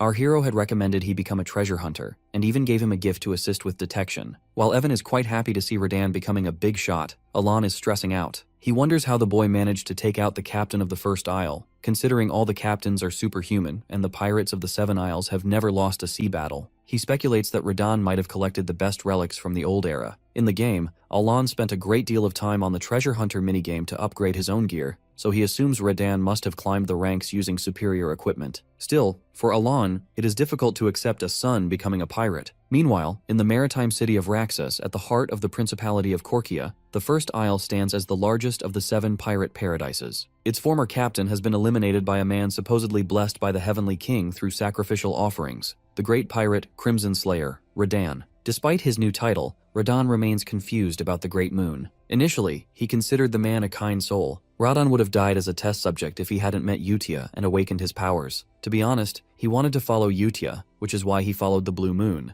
But everything changed when he received a direct order from the Great Moon. Now he questions if becoming a treasure hunter meant anything at all. He is driven by a desire for revenge against those who wronged him. His tribe, which lived peacefully on a hidden island, was completely destroyed by the beings of darkness. When the survivors eventually left the island, hunters killed Radahn's parents and sold him into slavery. Therefore, being a simple treasure hunter didn't align with the vengeance he sought. By the time the orders reached him, Radahn had already decided to follow them. His resolve is hardened when he spots a ship filled with the very same hunters who murdered his parents. According to their captain, they have received the Heavenly King's blessing as chosen pirates. Raiden initially dismissed the talk of a Heavenly King as nonsense. However, he discovered that power is granted by the Sea God Claired only through sacred rituals using parts of the Sea God tribe's bodies. Raiden eventually realized the horrific truth. All the captains of the 7 Isles are using that power because his parents' bodies were split into 7 parts and distributed across the isles. Radahn believed that the Great Moon was behind all of this, which is why he had been sent to this specific location. He was initially shocked, as he had never mentioned his tragic history to anyone, yet he felt that the Great Moon was actively helping him achieve his revenge. However, at that time,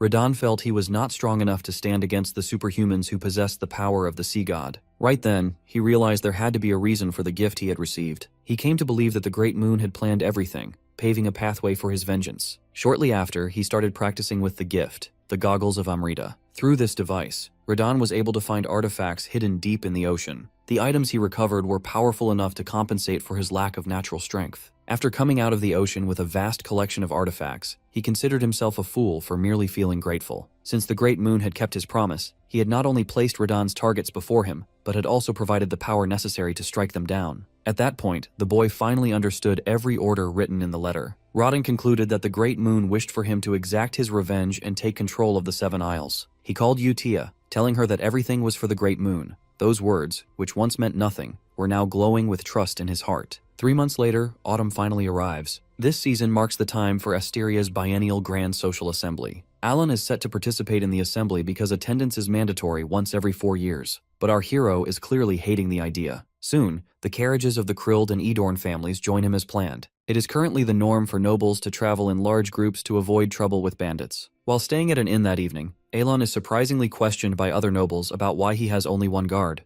they pointedly suggest that he must have a very tight budget after accidentally becoming the count. Unfortunately, instead of bandits, he is being troubled by the nobles themselves. Historically, the wealth of Palladio was built in the vast underworld of the East. However, our boy is fully satisfied with his current life after letting go of those criminal enterprises. Since he considers the underworld far too dangerous, he is content living without any major problems. Consequently, the underworld of the East fell under the control of smaller groups, and the rumors that Elon became a count purely by luck have become accepted as facts. The false rumors of him being a mastermind behind the count's house slowly disappeared, and he has now been demoted to the title of Lucky Brat. Meanwhile, the nobles continue to mock him for being short on funds. Alon feels they are crossing the line, but then something clicks in his mind. These people are actually the victims of the Palladio family. Both House Krill and House Edorn were once completely under the thumb of Palladio, and at this moment, they are merely venting the sorrow they once suffered. To our protagonist, they seem like nothing more than a bunch of petty internet trolls, so he decides to ignore them entirely. In the meantime, Evan brings some grilled corn from the kitchen, which our boy finds absolutely delicious. As the two of them enjoy their snack, the lords of Krill and Edorn keep talking. It almost sounds like a rap. Alon and Evan simply enjoy their corn while completely tuning out the other nobles. The scene then shifts to the northern region, a land of bitter cold inhabited by barbarians. The place looks as though no life could possibly exist there. The captain of the barbarians, the great Kulkan, one of the 8 barbarian chieftains, has finally fallen at the hands of none other than Deus. For barbarians, death in combat is considered honorable and glorious, but unexpectedly, this battle ended in a defeat caused by a cowardly ambush. The barbarians were caught in the scheme of a Caliban knight who had suggested a formal duel only to betray them. Now, the great Kulkan lies on the bitter snow, feeling a deep sense of shame to end his life this way. Suddenly, he hears a voice telling him to call upon the name they all once worshipped. On the verge of death, the great Kulkan whispers the name of their god,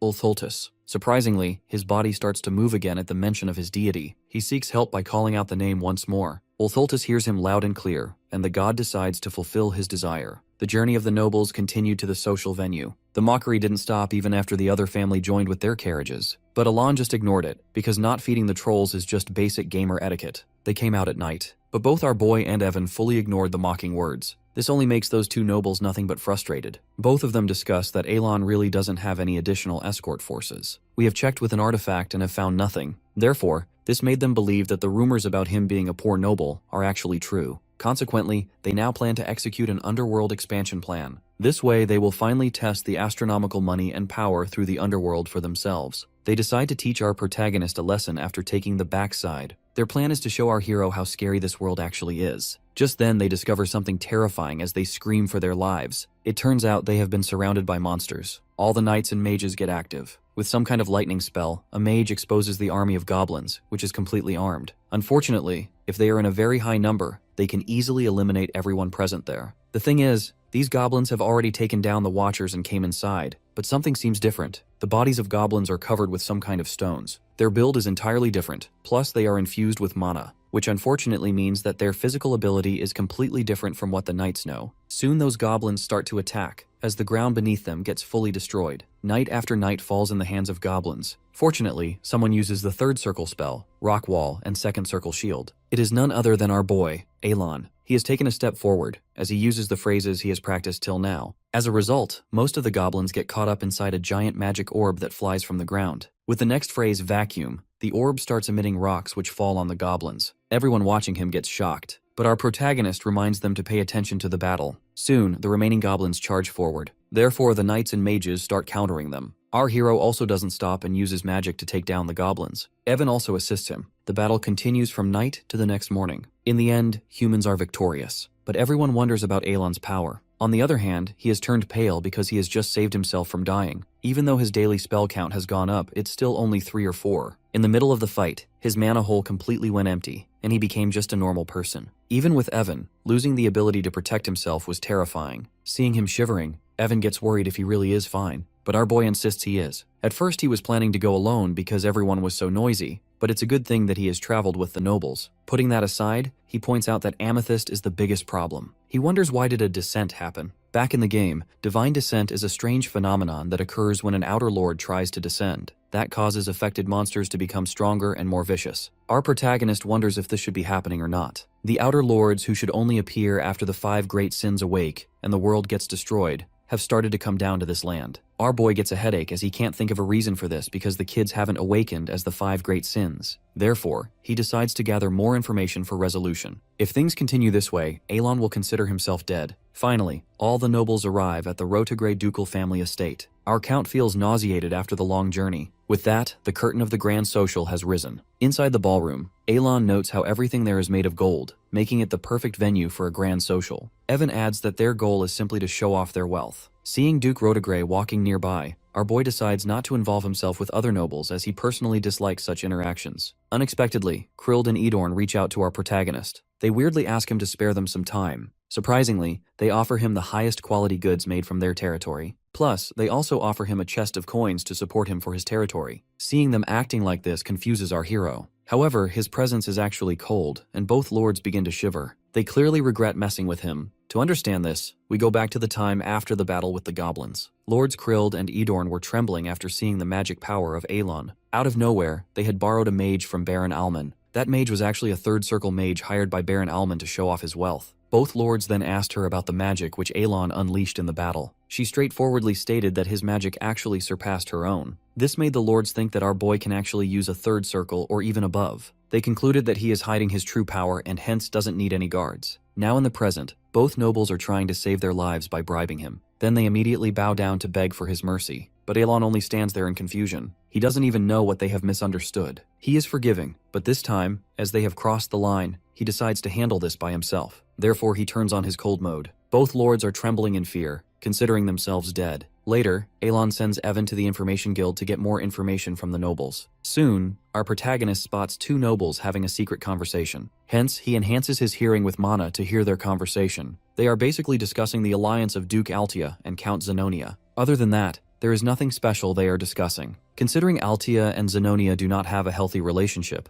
our hero concludes that their alliance won't last for long. As soon as he starts enjoying the food, he hears something new from the secret conversation. They discuss that the head of this faction is none other than Palatio. Alon gets a sudden shock, as he considers this nothing but nonsense. This is because he met Duke Altia when she was young and met Kalia twice. Plus, the current Count Zenonia has never met him. Even though he's getting a headache, he decides to let them talk whatever they want. Soon, the third Duke of Kamalan, Carmine, greets our boy. At that moment, Alon realizes that the social gatherings are also being attended by other countries as well. With a vicious smile, Carmine comments that he has heard our hero has become a count just by luck. He is actually curious to know what the secret is. This pisses off our protagonist really badly. Just then, a nearby middle-aged noble comes forward and asks why Carmine is insulting a noble from their Asteria kingdom. Carmine is caught off guard, as he thought that oppressing Alon wouldn't be a problem. Carmine basically has come from a distant country to take Rotegri's youngest daughter as his wife. He considers himself so perfect that no woman could refuse him. Previously, in the banquet with his fiancée, the daughter of Rotegre, he made bad comments about other women besides her. This attitude made her cancel their marriage. He was so pissed off, but then he spotted our hero from a distance. Right then, he decided to use him to vent on, but everything went totally opposite to his plan, as other nobles have now cornered him. The nobles who have come in front of our protagonist are none other than Duke Rotegre from the aristocrat faction and Marquis Mardanio from the royalist faction.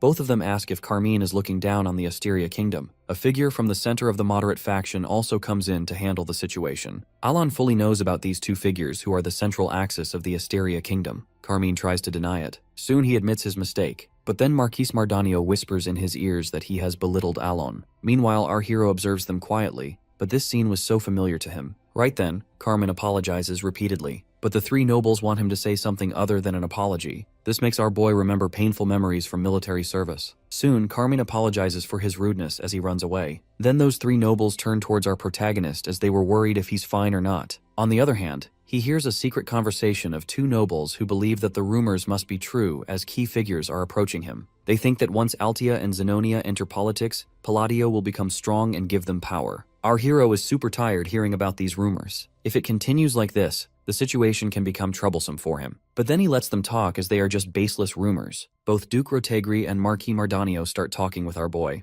Mardanio points out that he has heard that he is researching magic. Plus, he adds that he has obtained a good artifact. He instantly decides to give that artifact to Alon. Unexpectedly, the other 2 had also prepared a gift for him. As Alon couldn't resist this temptation, he decides to stay quiet. In this way, he he has obtained 2 magic artifacts and 5 mana potions. Early morning at Duke Rotegri's annex, Mardanio reports to someone that Alon has accepted the gift. Light gifts among nobles are just a greeting, but important items like artifacts have a bigger meaning. For those who want to join a faction, giving a gift to the faction's head means acceptance. The lady to whom Mardanio has reported mentions that Alon has accepted him. Mardanio laughs as he considers this the work of Duchess Altea. That lady in front is actually Duchess Altea, who comments that now they share the same goal. That lady asks about the others, and Mardanio reports that all of them are ready to be accepted. He, however, doesn't understand why she has personally approached those whom Alon has chosen. He believes that after selecting the necessary pawns, they will go through a transition ritual involving sincere bribes. Even as the rumors are spreading like wildfire, something like this is clearly a political current.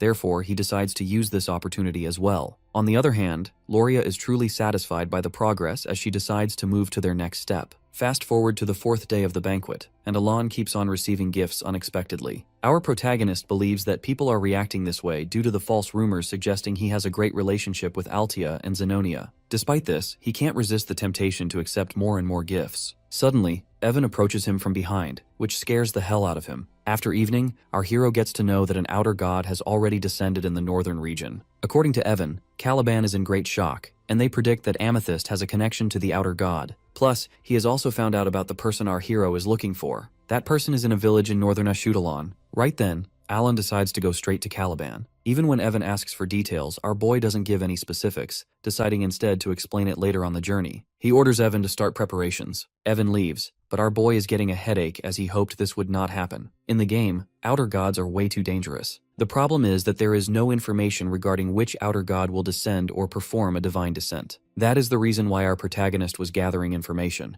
but now everything has become useless. The thing is, he never expected this to happen quite this soon. Back when he was playing the game, Alon saw hundreds of possible outcomes. Therefore, the ending is already clear in his head. He knows that the allied kingdoms will be destroyed and fall into chaos after getting involved in useless wars on lands contaminated by power from the outer world. If that happens, our boy's life will end soon. Even though he has already planned to deal with these kinds of things, after an outer god descends, it will go through a stabilization period for a few months before it fully awakens as a living god. During the stabilization period, the outer god cannot use its full power. Therefore, our hero decides to try dealing with this problem at GEU moment. In the meantime, he writes a letter, as he is curious to know what that kid is like now. 1 week later, that letter is received by Deus. Consequently, he postpones the next schedule for 2 weeks. The scene shifts to Parkin, a village in the north of the Ashutalon kingdom. Alon is now standing in front of the kid he was looking for. That kid is actually the protagonist and playable character, Eliban, from Psychedelia. He looks exactly like he does in the illustrations. Seeing how pretty he looks, our boy starts to doubt if he really is a boy. He leans in and asks if Eliban knows who he is. Eliban chuckles and reveals he is just happy to meet someone new. From this, our protagonist concludes that a protagonist is still a protagonist, no matter how much this world differs from the game version. He knows that Eliban will become famous and strong in the future. It feels weird for our hero to meet a character he is used to playing in the game. Right then, he gives Eliban a pouch of coins. Then Evan takes out a briefcase containing a rare potion. Unexpectedly, he starts pulling out many gift boxes. In the end, Alon gives all of those gifts to Eliban, but that kid doesn't know why he is receiving this stuff. Our hero only reveals that this is an investment. Internally, he has decided to give everything good for a protagonist's early growth. He reveals to Eliban that he will become someone important in the future. He hopes for him to grow up strong so he can fight outer gods for him. As he leaves, our protagonist hopes that he has won the boy's heart. When Eliban reacts a bit, Alon introduces himself. Deep down, he wants the kid to remember his name so that when Eliban succeeds in the future, he will thank him. Eliban approaches him from behind and thanks him for his kindness with a cheerful face. Our hero didn't expect him to be this positive, as this is a dark fantasy genre. Evan then asks if it is really okay for him to leave without a proper talk, but our boy believes that he will get it,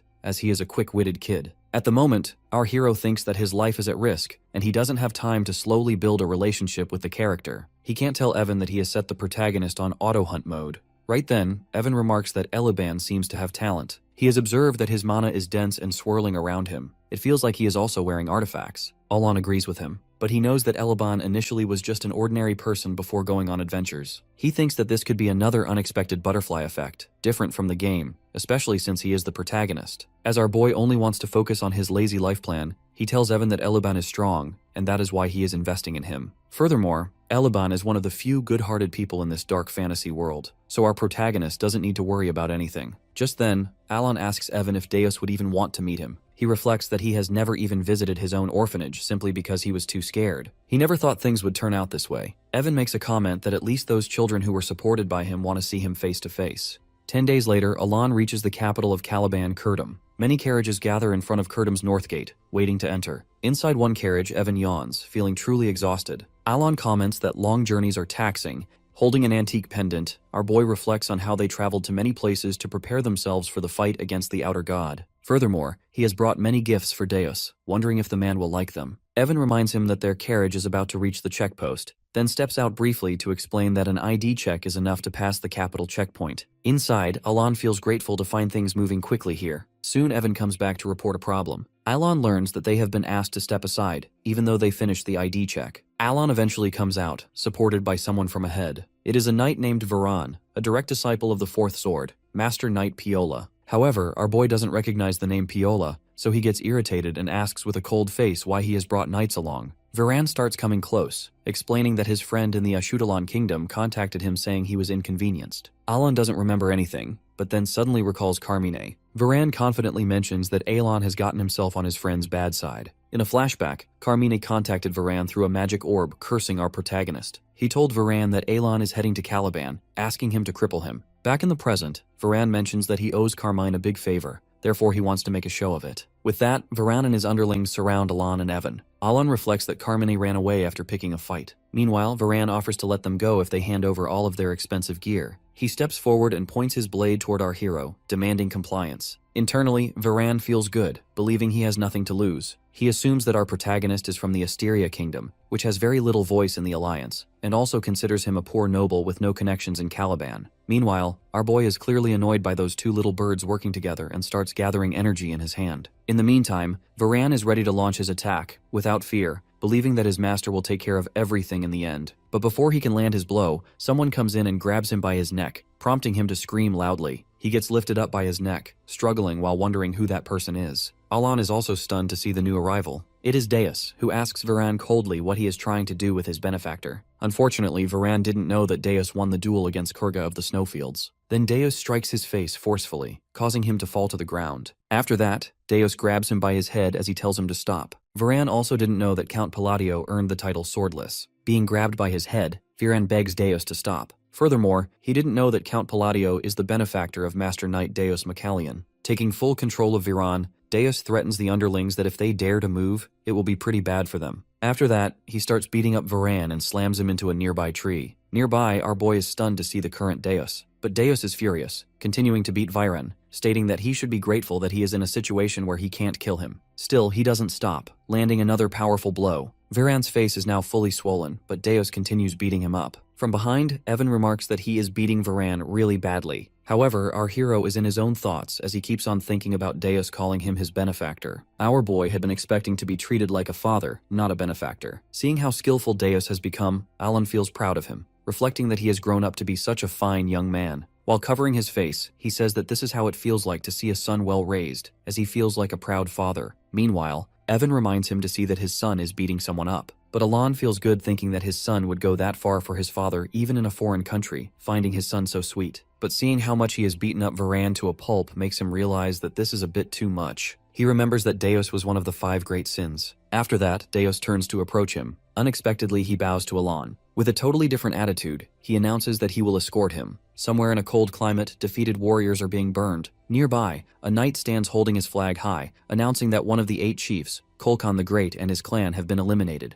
That knight is Delman, 3rd Sword of Caliban and captain of the Crimson Flame Knight Order. He declares this a victory for the Crimson Flame Knight Order. All of his soldiers raise their weapons to celebrate. Delman orders them to return to the headquarters and regroup. On his way back, he feels annoyed, reflecting that after achieving this much, he doesn't want to lose to a person who just became a master knight. He grits his teeth in frustration, deciding to use any illegal methods unknown to others to ensure he does not lose. Caliban and the barbarians have a rich history of war involving honor. However, Delman deceived Kulkan and attacked him with his force when he found him alone, successfully eliminating the entire clan. Furthermore, Kulkan's body disappeared during the war. Delman suspects that the barbarians have hidden it. Even if he is still alive, Delman believes he will soon be dead from the poison he gave him. He shrugs everything aside, believing that everything will be over once he returns to Caliban and reports his achievement. Soon, however, he and his squad feel something unbelievable as they see the forward base. Actually, the spot Kulkan stands in the middle of the base, his eyes filled with killing intent as he calls Delman. Delman immediately activates his sword, wondering what kind of aura this is. He reminds himself that Kulkan should already be dead, but someone with a dark, sinister aura asks Delman how dare he defy the grand and secret tree full of honor, that someone gives power to the now standing Kulkan. There is a terror that even defies a superhuman who can kill hundreds with a single blow. His face starts to sweat as Delman mutters, saying he isn't Kulkan but someone else. Again, a voice asks him to answer. Delman argues that it was Kulkan's fault for believing in a duel on the battlefield. Rather than talking, he unleashes flames from his sword, which burn away a large area. However, Kulkan remains completely unharmed. He states that Delman has reached a high level for a human, giving him a last chance to duel. Then, Delman orders his squad to prepare for war. On the other hand, Kulkan prepares himself for the battle, considering Delman an honorable man. He decides not to give him an honorable death as he has shown such barbarism. On his command, Kulkan's dead army starts moving. Each one of them complains about the pain as they move. They scream, feeling unbearable pain. It hurts them so much that they wish for someone to kill them,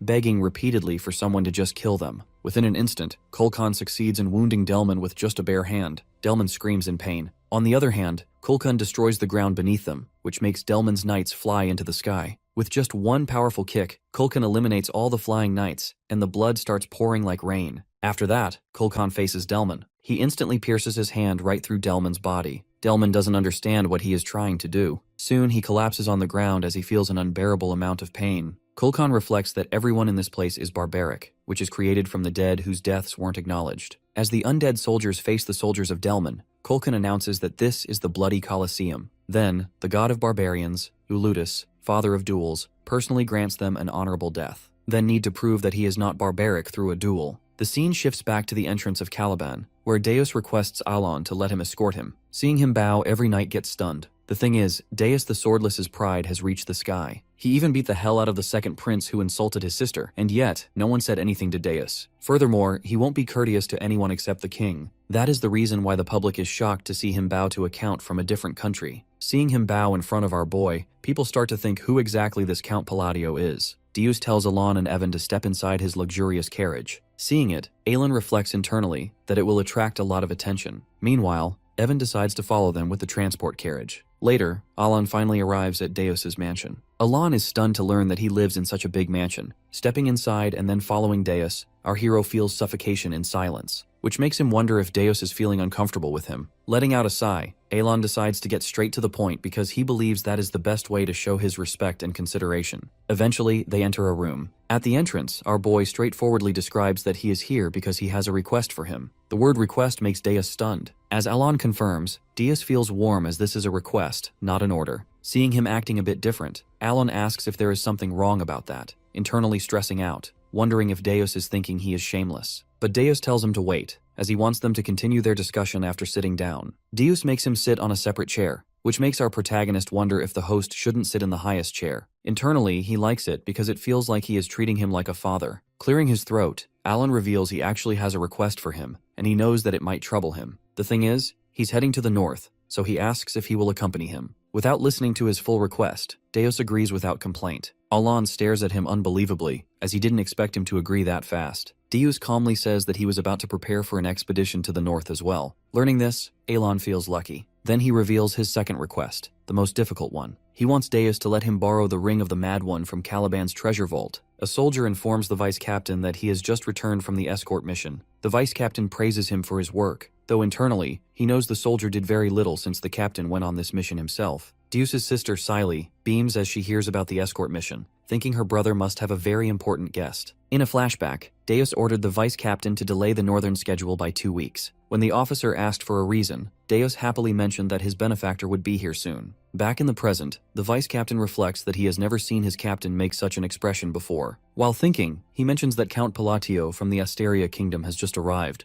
causing Siley to react in amazement. Back in the meeting room, Alon asks if it is possible for him to borrow the Ring of the Mad One from Caliban's treasury. Internally, he believes this is an unreasonable request that will put him in debt to the royal family, but he knows the ring is vital for his plan. When Deus is about to say yes, Evan enters the room and apologizes for being late. Deus's speech is cut off, and Alon thinks that Evan entered just in time. He then plans to improve the atmosphere by giving gifts to Deus. Alon comments that Evan has come at the right time, but beneath those words, he is actually asking if the items were brought as requested. Evan gives a thumbs up, saying he's going to bring them in. Soon the room fills with gifts meant for Deus. The captain is confused, so Alon states these are items he prepared for him, specifically recommending a shoestring tie. Internally, Alon is satisfied to have improved the atmosphere. He feels proud, reflecting on how he chose the shoestring with a lot of consideration, and he hopes the captain likes it. To his surprise, Deus only says thanks. Our hero pauses right there, and after a brief silence, he asks if Deus is going to open them. However, the captain turns his head, remarking that it would be discourteous, and that he will open the gifts when he is alone. Alon's excitement fades as he thinks there is no need for such formality, wondering if Deus disliked the gifts or is simply trying to be respectful. After clearing his throat, Alon says that if he is disadvantaged by the request for the ring, he can offer compensation. Deus cuts his speech short, stating he will bring the Ring of the Mad One instantly. Alon startles and asks if the captain heard what he just said about its current location. Deus nods, mentioning the location is the royal treasury of Caliban. Our hero asks if that wouldn't be difficult, but with a plain face, Deus mentions it would usually take a week. After thinking for a bit, he says that dealing with the king is the most bothersome part and suggests he will just take 50 people to get it. Alon does not believe him and takes it as a joke. With a very serious face, Deus asks if he should start right now, which makes Alon doubt if it was a joke at all. He tells the captain he doesn't need to dive that deep. Understanding something, Deus decides to retrieve it as soon as possible. Alon is stunned, as he did not expect him to try so hard to provide the ring. He feels grateful to see Deus care about him, though he thinks this effort is a bit much. Soon they step out of the meeting room. In the hallway, Siley comes to meet her brother. Evan steps forward and casually meets her. She instantly recognizes him and calls him Brother Evan. Both seem happy to finally meet once again. Alon then realizes she is the younger sister he ordered Evan to save. From the game, he learned how she died, but seeing her in person now, he thinks she looks a lot like Deus. Meanwhile, Deus stands displeased. He calls his sister over and tells her not to address Evan as brother, but as Mr.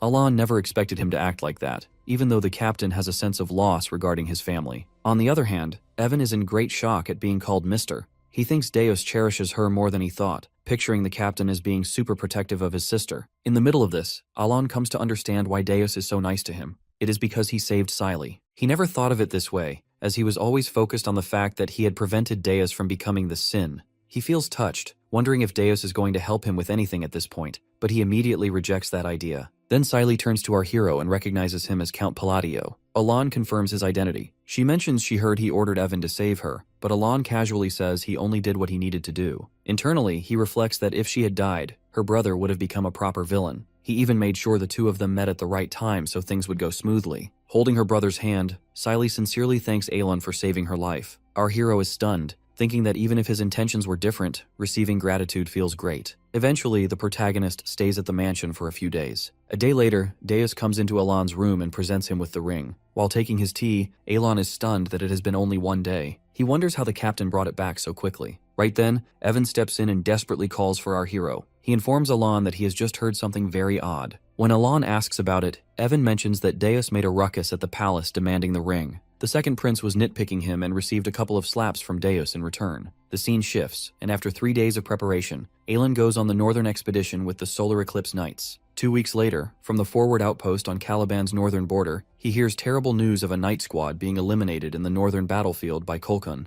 In an army camp on the northern side, someone yells at the thought of retreating. He asks if the messenger is in his right mind to suggest they show their backs to the barbarians. The informer argues back, saying the Count has already seen for himself that the soldiers are severely wounded. Since the first sword has gone into seclusion, the informer thinks they have no chance of winning. In that meeting, Deus claps his hands to silence everyone. Then the fourth sword, Fiola, admits everyone's opinions are valid and suggests they should decide after calming down. Outside the meeting room, Fiola sighs, remarking that the outer god is destroying their bases with his undead. The third sword, Delman, died at the eastern base, while the second sword, Kiriana, has been severely wounded at the western base. Deus comments that he can already see the destruction from there. Fiola agrees, saying the sky is being devoured by ominous mana and has turned red. This is visible only to those who have reached a high realm and opened their eyes to it. It is a chilling landscape of mana. Fiola remarks that this aura keeps catching his gaze and thinks retreating is the best option for now. Soon, Deus spots smoke coming from somewhere. As he follows it, he sees Alon grilling sweet potatoes on hot coals. Meanwhile, Alon keeps repeating words like diffraction, condense, and focus.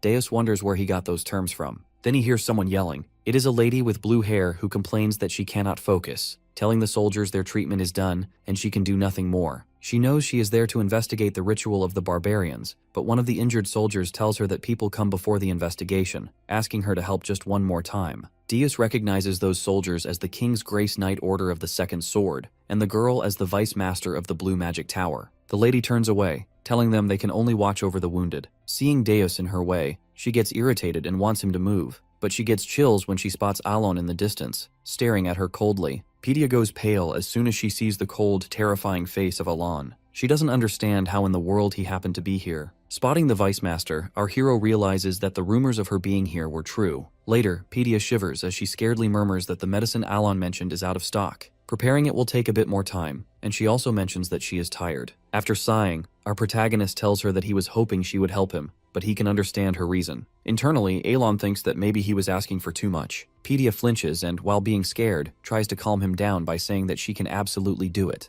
But then our boy mentions that his finances are a bit tight right now, so he can't pay right in front. Sweating, Pedia says that there is no problem with that, as she can accept a single gold coin for this job. Thinking a bit, Alon decides not to turn down such a good offer. On the other hand, Pedia's subordinates react in shock as they never expected her to smile like that. They internally reflect that she even let herself be scammed and wonder if she has completely lost her mind. Pedia immediately runs off as she tells our hero that she is going to make the medicine immediately and serve it freshly. Soon, her subordinates' jaws drop as they see how impressively our protagonist is eating his grilled sweet potato. The scene shifts, and inside the meeting room, a very evil aura makes its entrance. Fiola gets up as he asks Deus if he has that energy. Deus simply remarks that they are under attack. Outside their camp, a whole army of undead has appeared. Therefore, everyone charges, and soon the war starts between soldiers and the undead army. Those undead make painful voices. Soon, Pedia unleashes her ice shard, which makes a lot of undead immobilize, and then the shards explode along with them. On the other hand, Deus is gracefully using his swordsmanship to eliminate the undead. The whole sky turns red as wild thunder lightning appears. This is an overwhelming force which can spread destruction.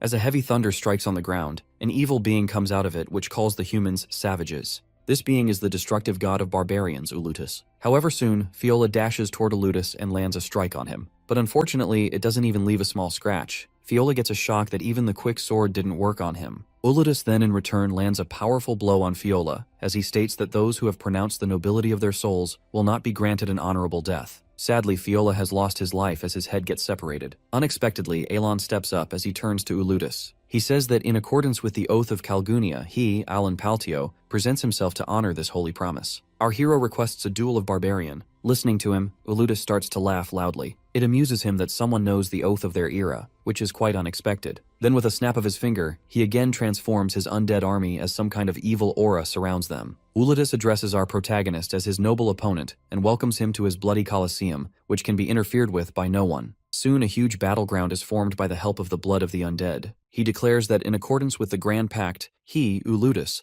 accepts this sacred duel of barbarian. Meanwhile, our boy trembles in front of his terrifying presence. Alon admits he was wrong that he didn't think the disabled entity was already this close to manifesting. The thing is, the closer an outer god gets to incarnating, the more power they gain, which is kind of equal to 5 mortal sins. While trembling, our hero reflects that if he hadn't drunk the potion of excellence just now, he would have passed out already. He admits that this is his last chance before his manifestation completes. With that, Alon announces to begin their duel. The duel of barbarian is played turn by turn. As Ulutus and Alon start their duel, our protagonist recalls that the rule number 1 is that the person challenged has the initiative. As Ulutus is going for the attack, he amusingly decides to play the Song of Ruin. All the other human soldiers tell each other to take cover. However, Alon doesn't move at all. He calls the rule number 2 is that the defender cannot move outside of their turn. If struck by an indirect force, they cannot move at all. Ulutus calls this magnificent, as he thinks our boy is honorable. Rule number 3 is that the opponents swap positions at the end of each turn, as a turn consists of 1 attack and 1 defense. Thinking that it is the defender's turn, Alon reflects that a basic defense would be useless against an entity like Ulutus. With great precision, our hero uses his ability: immobilization, condensation, reinforcement, deepening.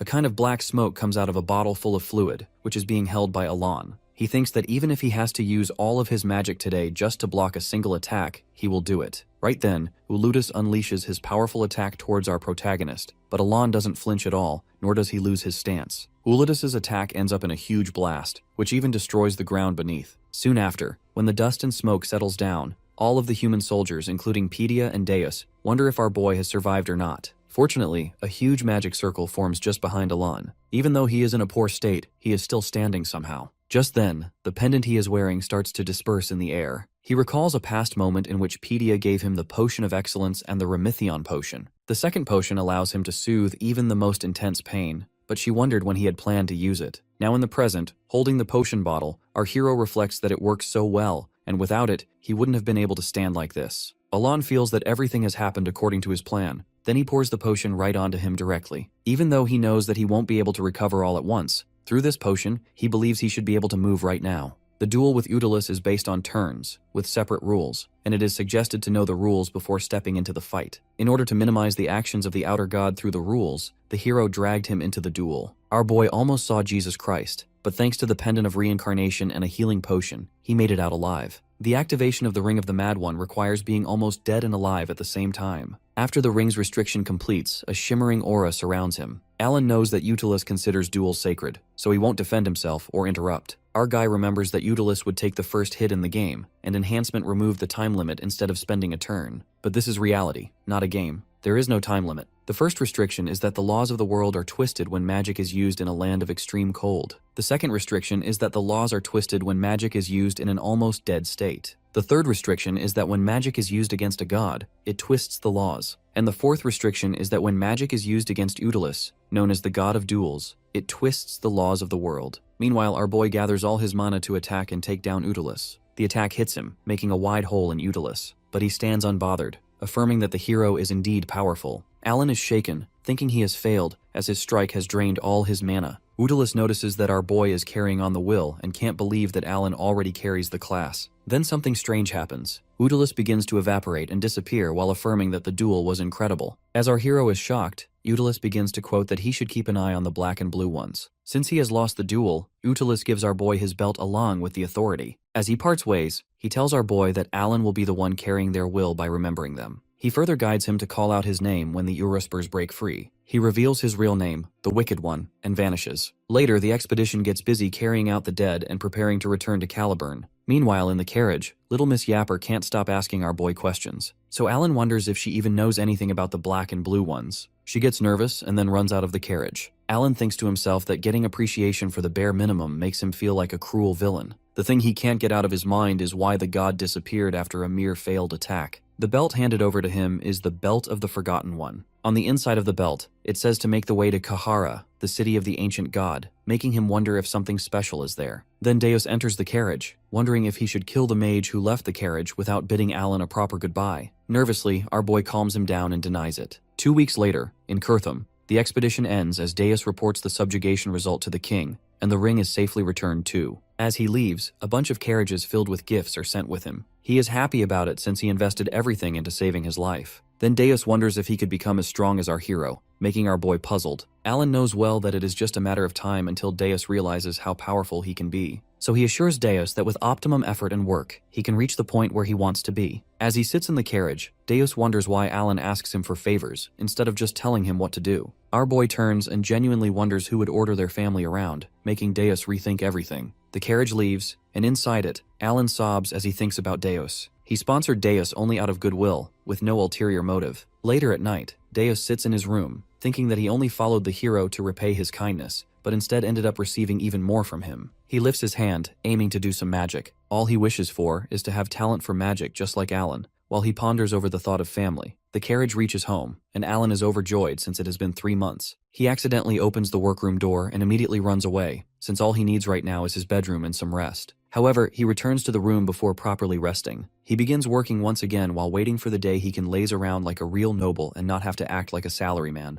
After that, he takes an entire week off, finally rewarding himself with the bare minimum. But after a week, he starts to feel uncomfortable, so he decides to search up the terms that Eutalus gave him. Eutalus' words roam around in Alan's mind, and his name sounds weirdly familiar to the Eastern god. Still, the most baffling thing is his disappearance. He wonders why they appear, and whether there is a chance that the other outer gods might start appearing as well. Unlike the 5 deadly sins, they do warn about their arrival. He gets up, aiming to go to Kahara, but he can't reach it despite even knowing the location. The reason is that it has not yet been discovered by explorers, so going there would be full of hassle. Suddenly, Evan enters the room, complaining that the room is cold. It is one of Alan's spells that is paying off. Bro has a magical air conditioner. Then Evan reports that a hidden city has been located, surprising our boy. On the other hand, the 5 deadly sins are having a meeting through a crystal orb. Usually the meeting lasts 10 minutes, but not today. Deus, who usually stays quiet, decides to tell a story today, making the rest of them excited. But the excitement quickly fades into annoyance since he keeps blabbering for another 50 minutes. When he is asked to stop, he shushes them and continues for another 3 hours, setting the record for the longest call. Back to our boy. When he enters the room, it is completely filled with presents. The presents are from nobles, and all of them are of high value, so he simply keeps them without saying a word. But the arrival of gifts doesn't stop even after a whole week, showing the significance of having a connection with a knight. Even a month later, the presents keep coming, making him want to return the excessive gifts. In the capital of the Asteria Kingdom, a grand council meeting is being held, and our boy is late for his very first meeting. His nervousness is evident in the huge steps he is taking. But what Evan notices is that the nobles are sort of walking behind him in a line.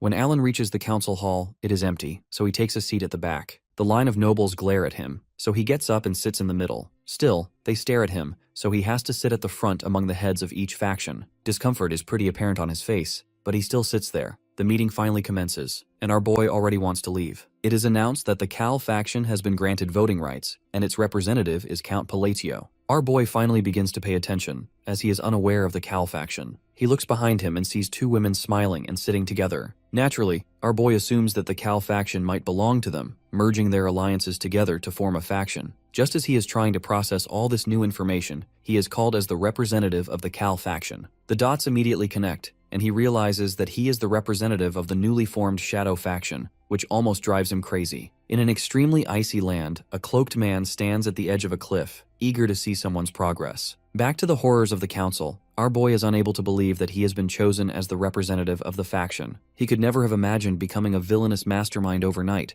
which sounds straight out of a movie to him. After his silence, the meeting continues. As the meeting ends, Alan looks like a zombie being congratulated. He is the main character for the day. His thoughts are interrupted when Countess Zenonia and Duchess Altia approach him. All he remembers are a few light conversations with them a while back. He is so paranoid that he becomes convinced he probably has a split personality that handled everything behind his back. After talking with the 2 women for a while, he realizes that Alon had ordered an alliance between them, and the Cal faction was formed through the instructions sent to Zenonia. Sending him presents was their way of being accepted. He swears that he never told them to do any of it because, as far as he remembers, he only sent an apology letter. But now that he thinks about it, some of the letters didn't make sense to him. There is no way he can cover himself up, because people from the shadows are known to have peculiar sensibilities, and the ones from the game aren't to be messed with. So the only thing he can do is take on the position for now and retire later. The 2 of them wonder what his plans are from here, to which he tries to act cool and suggests sweeping up the underworld. Then he bluntly turns his back and bids farewell before more questions are asked.